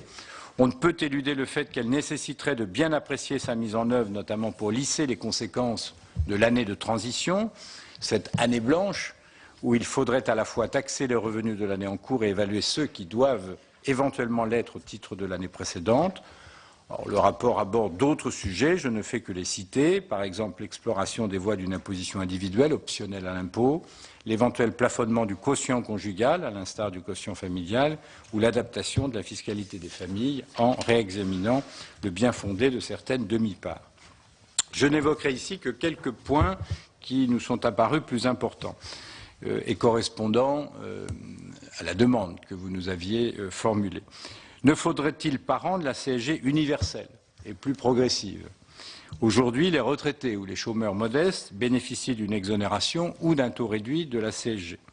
L'instauration d'une CSG minimale, par exemple au taux de 1%, renforcerait la cohésion sociale, toute personne payant ainsi un impôt sur le revenu, même symboliquement. En contrepartie, les allocations correspondantes seraient augmentées à due concurrence. L'autre piste pourrait être de faire bénéficier du taux réduit de CSG les revenus modestes des salariés, comme pour les retraités et les chômeurs. Pour aller dans le sens de l'universalité, pourquoi ne pas fusionner les taxes additionnelles à la CSG pour gagner en simplification et en cohérence? Il s'agirait notamment de la contribution sociale de solidarité pour l'autonomie, de la contribution additionnelle de solidarité pour l'autonomie, ainsi que les 5 taxes sur les revenus du patrimoine. Nous avons un raisonnement un peu différent pour la CRDS à partir du moment où, a priori, la CRDS n'a pas vocation à durer aussi longtemps que beaucoup d'autres contributions. Bon, même si... Bon, là, c'est la Cour des comptes qui vous rappelle que le déficit de comptes sociaux représente une véritable anomalie à partir du moment où ce sont des dépenses courantes. Bon, et qu'il apparaît quelque peu curieux de financer des dépenses courantes par emprunt, et les faisant reposer sur les générations futures. Alors, la question de la non-déductibilité de la CSG aux revenus, soit 30% en moyenne de la CSG acquittée, a particulièrement retenu l'attention du CPO. Alors, je vous rappelle qu'à l'origine, la non-déductibilité totale de la CSG avait été considérée comme une solution logique. En effet, la règle fiscale est que les impôts de même nature ne sont pas déductibles entre eux. La déductibilité partielle de la CSG du revenu, qui a pour effet de réduire la base imposable, est un avantage fiscal qui va croissant au fur et à mesure que les revenus s'élèvent. En contrepoint, elle ne bénéficie que peu aux ménages modestes et pas du tout à ceux qui ne paient pas l'impôt sur le revenu. Elle est source de confusion et empêche une articulation claire entre l'impôt sur le revenu et la CSG. Or, sur la base d'une simulation basée sur des données 2014, il apparaît que la généralisation de la non-déductibilité de la CSG aurait accru le rendement de l'ensemble de l'imposition sur le revenu de 11,2 milliards d'euros, avec des effets positifs pour les revenus modestes et moyens et un alourdissement pour les ménages situés dans les déciles de revenus les plus élevés. Alors, le CPO ayant fait le choix de raisonner, lui, à rendement constant, la généralisation de la non-déductibilité pourrait être neutralisée soit par une réforme du barème de l'impôt sur le revenu, par exemple en diminuant ses taux marginaux ou ses tranches, soit par une baisse des taux de CSG, par exemple de 7,5 à 6,6 pour son taux normal. Enfin, le CPO s'est attaché à rechercher une meilleure cohérence du système socio-fiscal pour les bas revenus, notamment en ce qui concerne les effets de seuil. L'un des moyens de lisser les effets de seuil serait de mettre en place un système de sortie en sifflet de chaque mesure fiscale ou sociale en faveur des revenus modestes, que celle-ci existe sous la forme d'un abattement, d'une exonération ou d'un taux réduit. Quand on analyse l'imposition sur le revenu, et je crois que votre rapporteur général a fait tout un développement d'ailleurs dans son rapport, nous avons des entrées dans le barème qui sont relativement élevées s'agissant de l'impôt sur le revenu. Donc il y a, et ça peut être pour des personnes modestes, donc il y a un vrai travail à faire sur les entrées dans le barème pour le paiement de l'impôt sur le revenu. Alors, il s'agirait aussi, parmi les autres propositions qui peuvent être mises sur la table, de généraliser le recours au revenu fiscal de référence, qui reflète plus fidèlement la capacité contributive du foyer, plus que la cotisation d'impôt sur le revenu ou bien la non-imposabilité.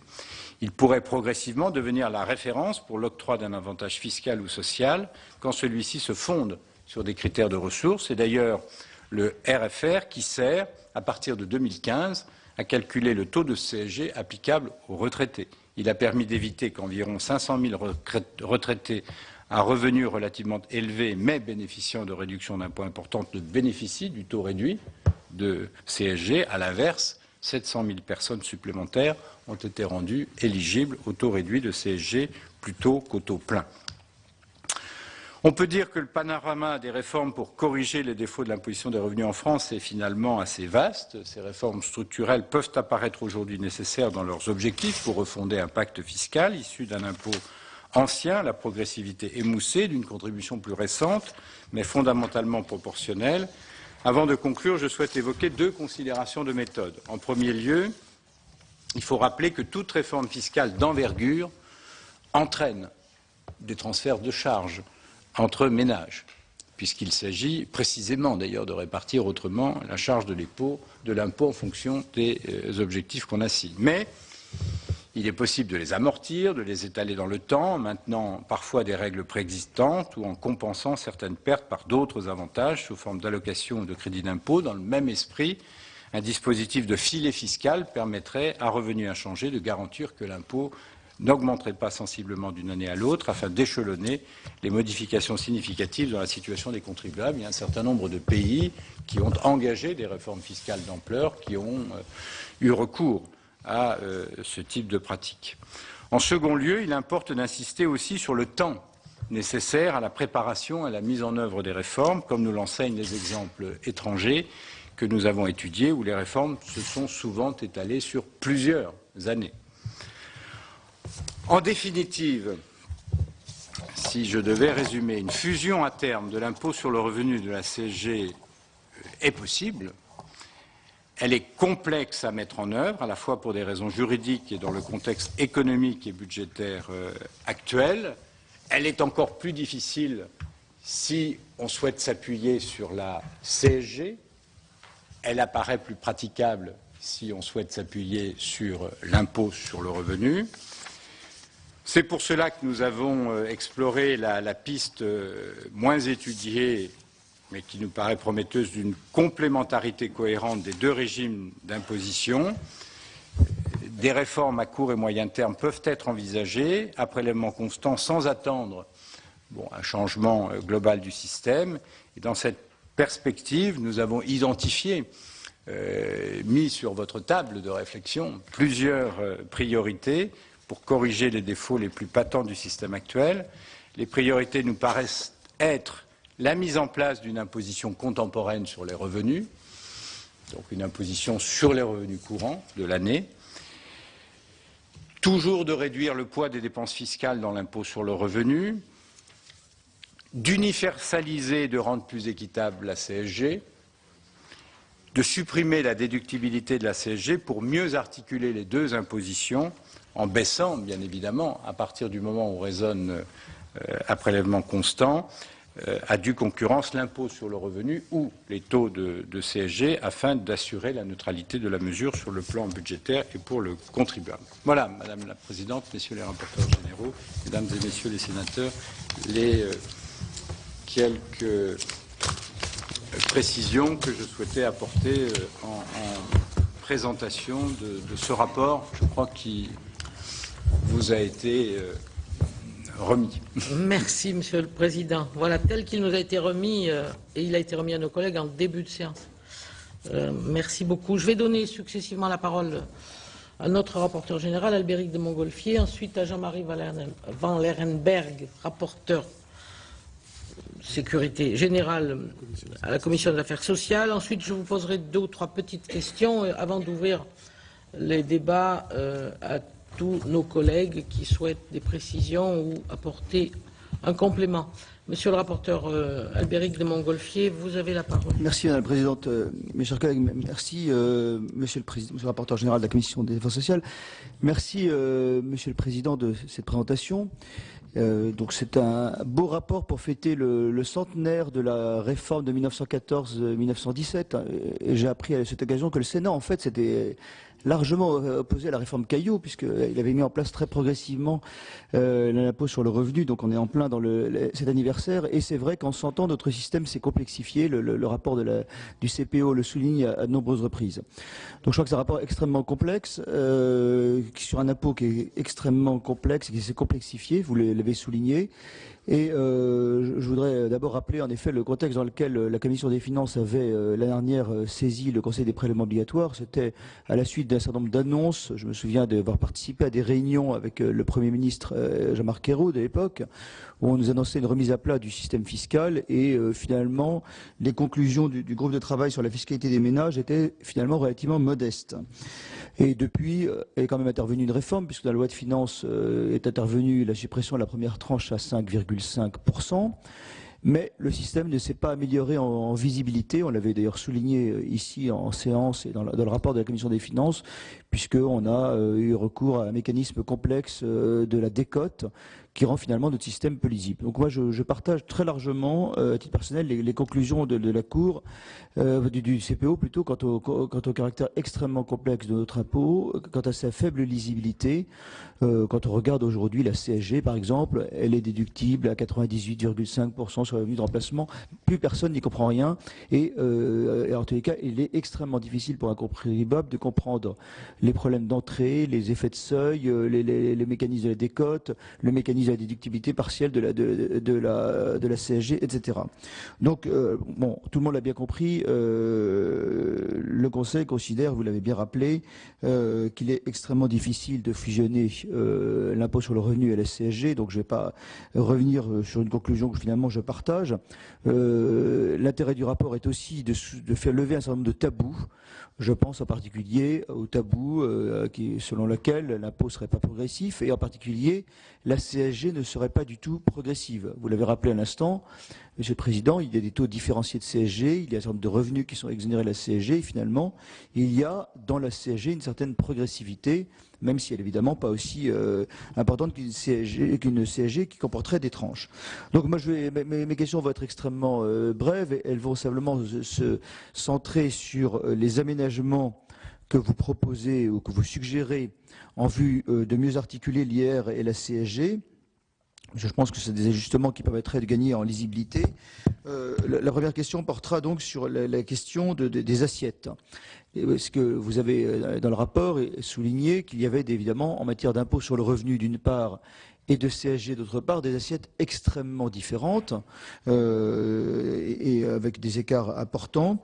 Alors, ma question est très simple. Quelles seraient les assiettes pour lesquelles, concrètement, il vous paraîtrait le plus simple de mettre en œuvre un rapprochement des assiettes, ou au contraire, quelles seraient les catégories de revenus pour lesquelles ce serait le plus complexe? Donc voilà, donc on va les deux extrêmes, si on doit rapprocher l'assiette de l'IR et l'assiette de la CSG. La deuxième question, elle porte sur une question que vous avez évoquée à l'instant, qui est celle d'un taux minimal, un taux minimum de CSG. Un taux, on pourrait dire, voilà, 1% pour tous les revenus, tout le monde, qu'on soit dans des revenus de remplacement, chômeurs, minima sociaux, etc. Donc des revenus qui sont pour certains exonérés aujourd'hui de CSG. L'idée que tout le monde puisse contribuer avec un taux minimum afin de renforcer le caractère universel de la CSG. Et est-ce que concrètement cette idée est séduisante, mais est-ce que le CPO, le Conseil, a évalué les conséquences, les effets directement sur les contribuables de l'instauration d'un tel taux minimum de CSG. Troisième question, celle de la non-déductibilité de la CSG. Donc ça, évidemment, c'est le CPO s'inscrit dans une ligne qui réitère des propositions qui ont déjà été faites. C'est pas nouveau de considérer que la question de la déductibilité de la CSG était une question essentielle. Et c'est vrai que quand on voit qu'on déduit pas en totalité des pourcentages, etc., c'est très très complexe. Mais alors donc il y a la solution que vous préconisez à l'instant qui consisterait à rendre non déductible la CSG. Évidemment, le but n'est pas d'augmenter la fiscalité en France, je pense qu'elle est suffisamment élevée, donc de 13 milliards, si j'ai bien entendu les chiffres à l'instant. Donc il faudrait qu'il y ait forcément des mesures de compensation, vous l'avez dit à l'instant, baisse du barème ou baisse du taux de la CSG. Mais est-ce qu'il n'y a pas une voie diamétralement opposée qui consisterait tout simplement à rendre intégralement déductible la CSG à 100% sans avoir ces taux plutôt que de toucher au barème. Donc est-ce que cette voie-là est envisageable, ou seule la voie de la non-déductibilité est une piste qui vous paraît envisageable? Et dernière question, je crois qu'elle est assez séduisante, celle de l'imposition contemporaine des revenus. Donc, c'est-à-dire, on ne va pas déclarer et payer des impôts sur les revenus de l'année N-1, mais ce qui pose des problèmes, notamment, vous l'avez dit, pour des faibles revenus ou pour des revenus qui fluctuent. Donc, on est tous, évidemment, sensibles à cette question de l'imposition contemporaine des revenus, mais de manière très concrète, en lisant le rapport, j'ai un peu de mal à voir quelles seraient les mesures permettant l'imposition contemporaine des revenus. Est-ce que c'est tout simplement l'imposition à la source, ou est-ce qu'on peut avoir une imposition contemporaine des revenus en excluant l'imposition à la source qui pose d'autres difficultés, comme on l'a vu? Voilà donc des questions non pas sur la remise en cause des conclusions du rapport, parce que je les partage très largement sur la difficulté qu'il y aurait à fusionner ces impôts, mais plutôt sur les pistes techniques que vous préconisez, en vous remerciant du caractère très complet, Monsieur le Président et les membres du CPO, de ce rapport qui nous donne beaucoup de pistes et qui, pour la Commission des Finances, Madame la Présidente, va nous permettre de poursuivre des travaux. Pour information, j'ai envoyé très récemment au ministère des Économies, des Finances et du Budget un questionnaire sur l'impôt sur le revenu notamment, puisque on constate aujourd'hui un certain nombre de difficultés de rentrée fiscale, et donc on cherche à identifier pourquoi sur l'impôt sur le revenu est-ce qu'il y a des changements des acteurs par rapport à des mesures fiscales récentes, et donc ces travaux du CPO vont nous être extrêmement utiles tout au long de l'année, puisqu'on va faire travailler notamment sur la fiscalité de l'immobilier ou sur d'autres sujets. Donc vraiment, pour nous, c'est une très bonne base de départ, et je vous en remercie. Merci beaucoup à notre rapporteur général. Je vais donner la parole à Jean-Marie Van Lerenberg pour la suite. Merci Madame la Présidente, merci Monsieur le Président de ce rapport. Je ne vais pas revenir sur ce que vient de dire excellemment le rapporteur général de la Commission des Finances. Je crois que sur la difficulté qu'il y a, vous avez à fusionner hier et puis CSG, vous avez largement démontré ce que cela représentait. Moi j'avais pour ma part effectivement, je m'étais déjà penché sur ce sujet et j'avais pu mesurer que l'intérêt qu'on pouvait y trouver d'un point de vue rendement fiscal s'opposait souvent à la justice fiscale. Et que vous l'avez largement démontré ici à travers les propos que vous avez tenus. Je n'ai pas eu le temps encore, évidemment, de me plonger dans votre rapport, si ce n'est dans les extraits qui ont pu être divulgués dans le journal Les Échos que vous avez cité.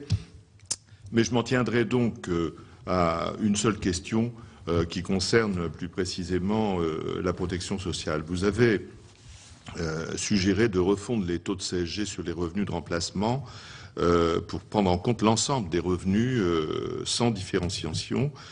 On avait déjà eu ce débat d'ailleurs lors du PLFSS et vous l'avez rappelé d'ailleurs avec les taux pour notamment les petites pensions et pour les chômeurs.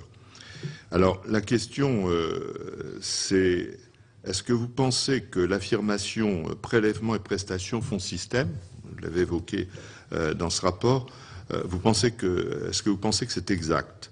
Et alors que les prestations ne sont pas forcément contributives et que la part fiscale dans le financement de la sécurité sociale est croissante. Voilà, je me contenterai dans un premier temps de cette seule question pour ne pas priver évidemment mes collègues du temps de parole qui, je pense, ne manquera pas effectivement de s'exprimer. Merci beaucoup, Monsieur le rapporteur. En effet, vous êtes déjà nombreux à être inscrits, mais j'ai trois petites questions complémentaires, Monsieur le Président. Nous avons tous compris combien notre système est attaché aux questions du quotient conjugal et familial. Est-ce que, à votre connaissance, il existe des pays qui ont transformé leur système d'imposition familiale au profit d'un modèle individualisé dont la France pourrait s'inspirer? C'est ma première question. La seconde, dans un récent rapport de la délégation aux droits des femmes de l'Assemblée nationale, un rapport de Catherine Coutel sur la question des femmes et le système fiscal, souligne le rôle potentiellement désincitatif au travail des femmes du quotient conjugal. Pouvez-vous nous présenter l'analyse du CPO sur ce point et le plafonnement du quotient conjugal serait-il suffisant pour en corriger les effets? Et enfin, vous avez mentionné une piste assez originale, je dois le dire, de valorisation du travail domestique, afin de prendre en compte le niveau de vie réel des ménages. Ainsi, dans le rapport, il est indiqué que pourraient être imputés des revenus fictifs correspondant à la valeur du travail domestique. L'individualisation reviendrait alors à imputer un salaire au conjoint s'occupant du foyer, en tenant compte des charges de ce travail domestique, ce qui atténuerait la base de l'imposition correspondante. Est-ce que des pays, à votre connaissance, ont déjà expérimenté cette mesure? Et pouvez-vous nous en dire quelques mots? Voilà. Et si vous voulez bien nous répondre à cette série de questions, et je prendrai ensuite une série de 4 à 5 collègues en bloc pour que nous essayions de faire des questions courtes et réponses courtes. Merci beaucoup. Merci. Peut-être quelques débuts de réponses. Bien évidemment, je ne vais pas revenir sur ce que le rapporteur général de la Commission des finances a dit sur la complexité et puis la difficile lisibilité. Sur les assiettes, elles sont effectivement différentes entre l'imposition sur le revenu et la CSG. Et d'ailleurs, c'est une des difficultés d'une fusion, compte tenu du nombre important d'ailleurs de ce que l'on appelle niche fiscale sur l'impôt sur le revenu. D'ailleurs, une partie de l'opposition de ceux qui sont contre la fusion IR-CSG vient de la peur que si jamais il y avait une fusion, bon, le mitage de l'impôt sur le revenu s'étende à la CSG, bon, avec toutes les conséquences que cela pourrait avoir. Donc c'est effectivement une difficulté. Donc pour rapprocher les assiettes, il faut vraisemblablement poursuivre le travail sur les niches fiscales, apprécier celles qui sont utiles, qui correspondent aux objectifs que vous avez définis, puis celles qui correspondent moins aux objectifs et qui ont des effets d'aubaine. Donc on renvoie là à un travail d'évaluation des dépenses fiscales qui doit être fait, qui est souvent annoncé, mais en fait rarement réalisé. Hein, c'est une des difficultés. Hein, voilà. Avec en plus, là c'est la Cour des comptes qui avait pu faire cette observation, avec parfois des changements de qualification d'une année sur l'autre. Bon, on peut avoir une dépense fiscale qui devient une modalité de paiement de l'impôt. Bon, l'année suivante, bon, avec toutes les difficultés pour s'y retrouver. Voilà. Mais une des pistes principales de rapprochement des assiettes, c'est effectivement de continuer à travailler sur les dépenses fiscales. Alors, il y a aussi un certain nombre de différences concernant la prise en compte des frais professionnels. Bon, avec toute la question des frais professionnels des retraités, bon, c'est un sujet, sachant que s'agissant de la CSG, le taux qui est retenu, qui a d'ailleurs sensiblement baissé depuis la création de la CSG, aujourd'hui il est à 1,75. Bon, donc il apparaît difficile de descendre en dessous. Hein, donc voilà. Donc il y a un travail de rapprochement des assiettes qui peut être fait, mais il passe essentiellement par le travail sur les niches fiscales comme sociales, parce qu'il y a aussi quelques niches sur la CSG, mais elles sont beaucoup moins nombreuses. Sur un taux minimal de CSG. Comme nous raisonnons à prélèvement constant, ça veut dire que si vous mettez un taux de CSG à 1%, alors même qu'un certain nombre de personnes modestes ne paient pas la CSG, il faut bien évidemment compenser. Nous on compensait, donc il faudrait pouvoir apprécier le montant de la compensation en fonction des conséquences qu'il en résulterait pour les personnes concernées. Bon, là, Bercy dispose de tous les éléments. Comment ? Créer une niche, oui. Non, ce ne serait pas une niche, puisqu'il y aurait la CSG serait universelle avec un taux minimum, et puis bien évidemment ensuite quelques d'autres taux selon les catégories de personnes ou bien le niveau de revenus. Sur la non-déductibilité, on a préféré travailler sur la non-déductibilité plutôt que sur la déductibilité intégrale, puisque la déductibilité intégrale, elle renforcerait la complexité du dispositif et puis elle atténuerait très sensiblement la progressivité de l'impôt sur le revenu avec... oui, donc il faudrait réaugmenter les barèmes, donc ça rejoint la critique sur la complexité, avec en plus... la jurisprudence du Conseil constitutionnel sur la progressivité de l'impôt sur le revenu. Donc voilà, il apparaît plus simple en fait de rendre la CSG non déductible, quitte à baisser le taux de la CSG ou à baisser en conséquence le barème de l'impôt sur le revenu. Sinon, entre... Le rapporteur général de la Commission des affaires sociales pose la question, bien sûr, de la redistribution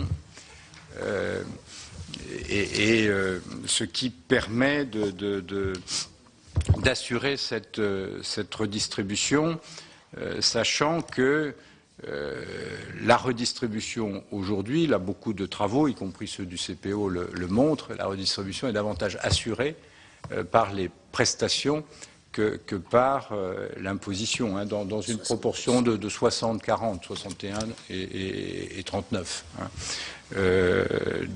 Voilà, donc sachant que notre système, globalement, est redistributif. Hein. Il y a une réduction des inégalités de l'ordre de 40%, je crois, des écarts de niveau de vie entre les 10% des ménages les plus modestes et les 10% les aisés après cette redistribution qui est opérée à la fois par les impôts et les prestations. Hein. Donc nous sommes parmi les pays qui assurent une des plus fortes redistributions, hein, mais par la globalité bien sûr du système, hein. Bon, pas seulement fiscal. Hein. Ça, vous retrouvez un certain nombre d'éléments, notamment dans un rapport du CPO de 2010. Hein. Progressivité, effet redistributif. Voilà, il s'appelait effet progressivité redistributive de la fiscalité sur les ménages. De la fiscalité sur les ménages. Là, ça, vous devez l'avoir, je pense, au niveau de votre commission. Et en plus, je crois que nous répondions à l'époque à une demande de la commission des finances de l'Assemblée ou du Sénat? De l'Assemblée, d'accord. Ah oui, c'était moi à l'époque, dans ma vie antérieure. Oui, c'est vrai. Oui, c'est le... Bien. Oui, il y a des pays qui ont un paiement individualisé de l'impôt sur le revenu. Bon, et ces pays-là sont majoritaires, même parmi les pays qui pourraient nous être comparables. Alors, nous, la difficulté, c'est notre Constitution et l'interprétation qui en est donnée par le Conseil constitutionnel à partir du moment où la Déclaration des droits de l'homme, hein, c'est l'article 13, c'est le préambule d'ailleurs de 1946, bon, sur la famille, parle à la fois de progressivité de l'impôt et puis du raisonnement à partir du foyer et de la famille. Bon, à prendre en considération. D'où cette jurisprudence du Conseil constitutionnel sur la nécessité de prendre en compte à la fois quotient conjugal et quotient familial. Alors ça peut se remplacer, hein. Ça ne veut pas dire que le législateur que vous êtes n'a aucune marge de manœuvre pour changer un certain nombre de dispositions. Mais à ce moment-là, il faut retrouver d'autres dispositions, des abattements, des crédits d'impôt, pour permettre de retrouver ces éléments du foyer et de la famille dans l'imposition, globalement. Mais vous avez d'ailleurs un certain nombre d'exemples étrangers qui sont cités, d'ailleurs, dans le rapport. Et puis, dans d'autres rapports, on a eu l'occasion également d'aborder cela. Sur la valorisation du travail domestique, c'est une des pistes, parce que c'est dans le débat, notamment, ce sont les économistes qui pose la question de la valorisation du travail domestique ou bien de la prise en compte des loyers fictifs pour les propriétaires. Le CPO n'a pas retenu d'ailleurs ces pistes. Il a considéré qu'il fallait les évoquer parce qu'elles peuvent être dans le débat public. Il y a eu notamment un récent rapport du Conseil d'analyse économique, notamment sur les revenus, sur les loyers fictifs, y compris peut-être sur le travail domestique, voilà, ça ajouterait un peu de complexité, vraisemblablement, et puis il y a un problème de pédagogie, d'information, qui n'apparaît pas évident, comme ça, de but en blanc, à expliquer. Donc voilà, c'est ce que je disais tout à l'heure sur le temps que peuvent parfois demander un certain nombre de réformes, de réformes fiscales. Sur la différence entre prélèvement à la source et puis imposition contemporaine. Alors ça, dans le dernier rapport d'ailleurs du CPO, on évoque sur le prélèvement à la source, on évoque cela. Ça n'est pas tout à fait pareil et le prélèvement contemporain, enfin sur les revenus courants, n'impose pas le prélèvement à la source. Les quelques différences qu'il peut y avoir entre les deux, il y a des avantages, les mêmes avantages, ça supprime le décalage, d'un an.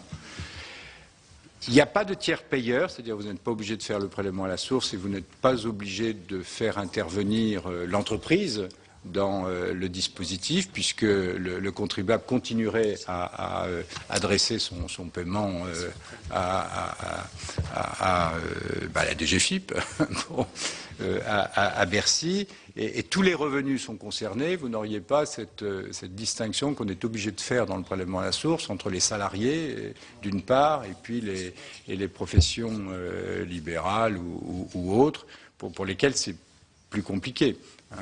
Le prélèvement à la source, ça nécessite de prendre un certain nombre de mesures particulières. Donc voilà, c'est pour ça qu'on remet sur la table cette imposition contemporaine qui serait sûrement plus juste, qui permettrait d'ailleurs d'être plus efficace au regard d'une politique macroéconomique aussi à conduire. Donc voilà, en tout cas, on trouve que pour le législateur, c'est une piste intéressante à travailler. Et une fois de plus, alors, par rapport au prélèvement à la source, ça ne supprime pas toutes les conditions du prélèvement à la source, parce qu'il resterait le problème de l'année blanche. Voilà, comment fait-on pour passer de l'imposition sur l'année N, -1 à l'année N, bon, donc, et ça représente, on avait chiffré dans le dernier rapport du CPO à entre 5 et 10 milliards d'euros la question des dépenses fiscales qui devraient être prises en considération dans le cadre d'une année blanche. Donc ça peut avoir un coût pour les finances publiques de passer sans condition à un prélèvement, à un paiement contemporain. Donc voilà, donc c'est ce type de réforme. Quand le contexte budgétaire est contraint, bon, c'est sûr que ça limite la capacité à faire les réformes. Bon, c'est évident. Merci, Monsieur le Président, pour cette première série de réponses. Avec votre accord, je vais proposer à nos collègues de prendre 5 questions. Comme ça, nous essaierons de travailler en bloc. J'ai donc en première inscription Thierry Carcenac, Éric Doligé, Marc Laménie, Yannick Botrel et Monsieur Dassault. Donc je vais donner la parole tout de suite à Thierry Carcenac. Merci Madame la Présidente. Monsieur le Premier Président, vous avez levé par ce rapport une hypothèque, celle de la flat tax, même si dans ce cadre-là, ça renvoie au Conseil constitutionnel, à la Déclaration des droits de l'homme. Je crois que c'est intéressant pour l'avenir. Par contre, dans le mode de perception de la CSG et de l'IR, vous avez, à l'instant encore, examiné les conséquences de la mensualisation, enfin de la retenue à la source, d'une part, et ensuite les conséquences du prélèvement. Et là-dessus, avez-vous examiné les conséquences de la déclaration pré-remplie et notamment de la mensualisation, puisque le fait qu'il y ait mensualisation de l'impôt sur le revenu, il y a une rentrée beaucoup plus forte et beaucoup plus rapide de l'impôt. Éric Doligé. Oui, merci Madame la Présidente. Monsieur le Premier Président, je voulais vous questionner sur l'universalité de l'impôt en général et sur votre position ou l'analyse qui en est faite. Donc on a parlé de l'universalité de la CSG, mais il y a aussi l'universalité de l'impôt sur le revenu. Donc la problématique est de savoir si tous les citoyens doivent payer l'impôt sur le revenu. Est-ce que c'est un élément de citoyenneté? Il y a un certain nombre de pays qui le pratiquent. Alors bien sûr, ça peut modifier aussi la nature des revenus, éventuellement, qui participent beaucoup au poids social dans notre société. Alors faut-il revoir le niveau des revenus? Il y a aussi toute la partie des revenus sociaux qui est extrêmement importante et nous avons des citoyens qui, pour des raisons diverses et variées, arrivent à cumuler des revenus sociaux importants beaucoup plus important que des personnes qui ont des revenus du travail. Et certains sont imposés, d'autres ne sont pas imposés. Donc je voulais savoir si dans un système global, vous pensez qu'on pourrait avoir une universalité de l'impôt de chacun des citoyens, au lieu de, en permanence, de limiter le nombre de personnes qui sont redevables à l'impôt sur le revenu. Maintenant, et ensuite ce sera Yannick Botrel. Oui, merci Madame la Présidente. Monsieur le Premier Président, merci pour tout ce travail qui est fait. Bon, j'aurais deux questions. Concernant les dépenses fiscales rattachées à l'impôt sur le revenu, bon, c'est une somme importante, 34 milliards d'euros. Et en termes au niveau des réductions d'impôts au titre des dons, parce que bon, on parle souvent des réductions d'impôts au titre des dons, et en termes de lisibilité, vous avez évoqué aussi la notion de complexité.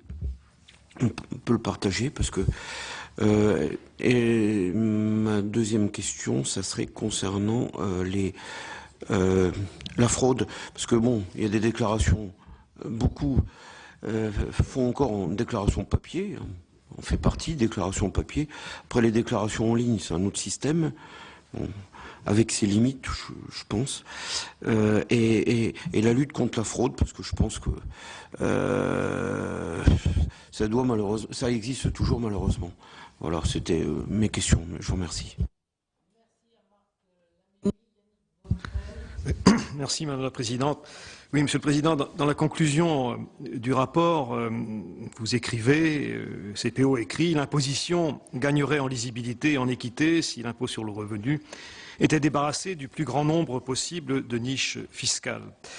Alors c'est un sujet qu'on peut estimer récurrent, qu'on évoque assez fréquemment à la Commission des finances, donc l'utilité des dépenses fiscales, c'est-à-dire des niches fiscales. Et la première maxime qu'on apprend en arrivant à cette commission, c'est le rapporteur général qui me l'avait apprise, c'est que chaque niche fiscale est gardée par un chien féroce. Alors, en la matière, Monsieur le Président, le CPO, en matière de suppression de niches fiscales, a-t-il des propositions à faire, très précises, concrètes éventuellement? Merci à Yannick Botrel. Serge Dassault et ensuite nous ferons une première série de réponses. Madame la Présidente, Monsieur le Président, Premier Président, je voudrais vous poser une question peut-être un peu différente. Pourquoi est-ce qu'on ne mettrait pas en place une flat tax, impôt à taux unique, à taux unitaire, qui a des intérêts multiples? Impôt à taux unitaire non progressif, payable par tous les contribuables, sans exception, qui a été inventé, personne ne doit le savoir, par M. Vauban, à l'époque, qui cherchait les moyens de faire rentrer des fiscalités, mais il n'a pas réussi, mais il avait proposé ça, il appelait ça le décime royal. Il voulait imposer un taux de 10% à tous les contribuables. Cette flat tax est mise en place aujourd'hui avec bonheur par un certain nombre de pays. Ce n'est pas une invention. La Russie avec 13%, Hong Kong avec 11%, Singapour, des pays de l'Est, certains États des États-Unis. La CGT, la CSG dont vous avez parlé, qui est un impôt à taux unique, rapporte plus à taux unique que l'impôt sur le revenu à taux progressif. Je crois qu'il n'écoute pas, Monsieur le Président. Bon. Et le CSG rapporte 85 milliards avec un taux unique de 7 à plus %, et que l'impôt à taux progressif est payé par tout le monde, alors que l'impôt auquel actuel, la recette fiscale progressive, payée par la moitié des contribuables, pour un certain nombre de raisons, rapporte 69 milliards. Donc c'est un exemple formidable d'une réduction d'impôts qui augmente les recettes fiscales. Voilà pour cette audition de Didier Migaud, premier président de la Cour des comptes par la Commission des finances, ici au Sénat. Une audition qui portait sur la réforme de l'impôt sur le revenu et de la contribution sociale généralisée, CSG. Faut-il ou non fusionner ces deux impôts? Faut-il les moderniser? Ce sont les questions auxquelles a dû répondre le président de la Cour des comptes. Vous pouvez toujours voir et revoir toutes les auditions sur notre site publicsénat.fr. Très bonne journée à vous sur les chaînes parlementaires.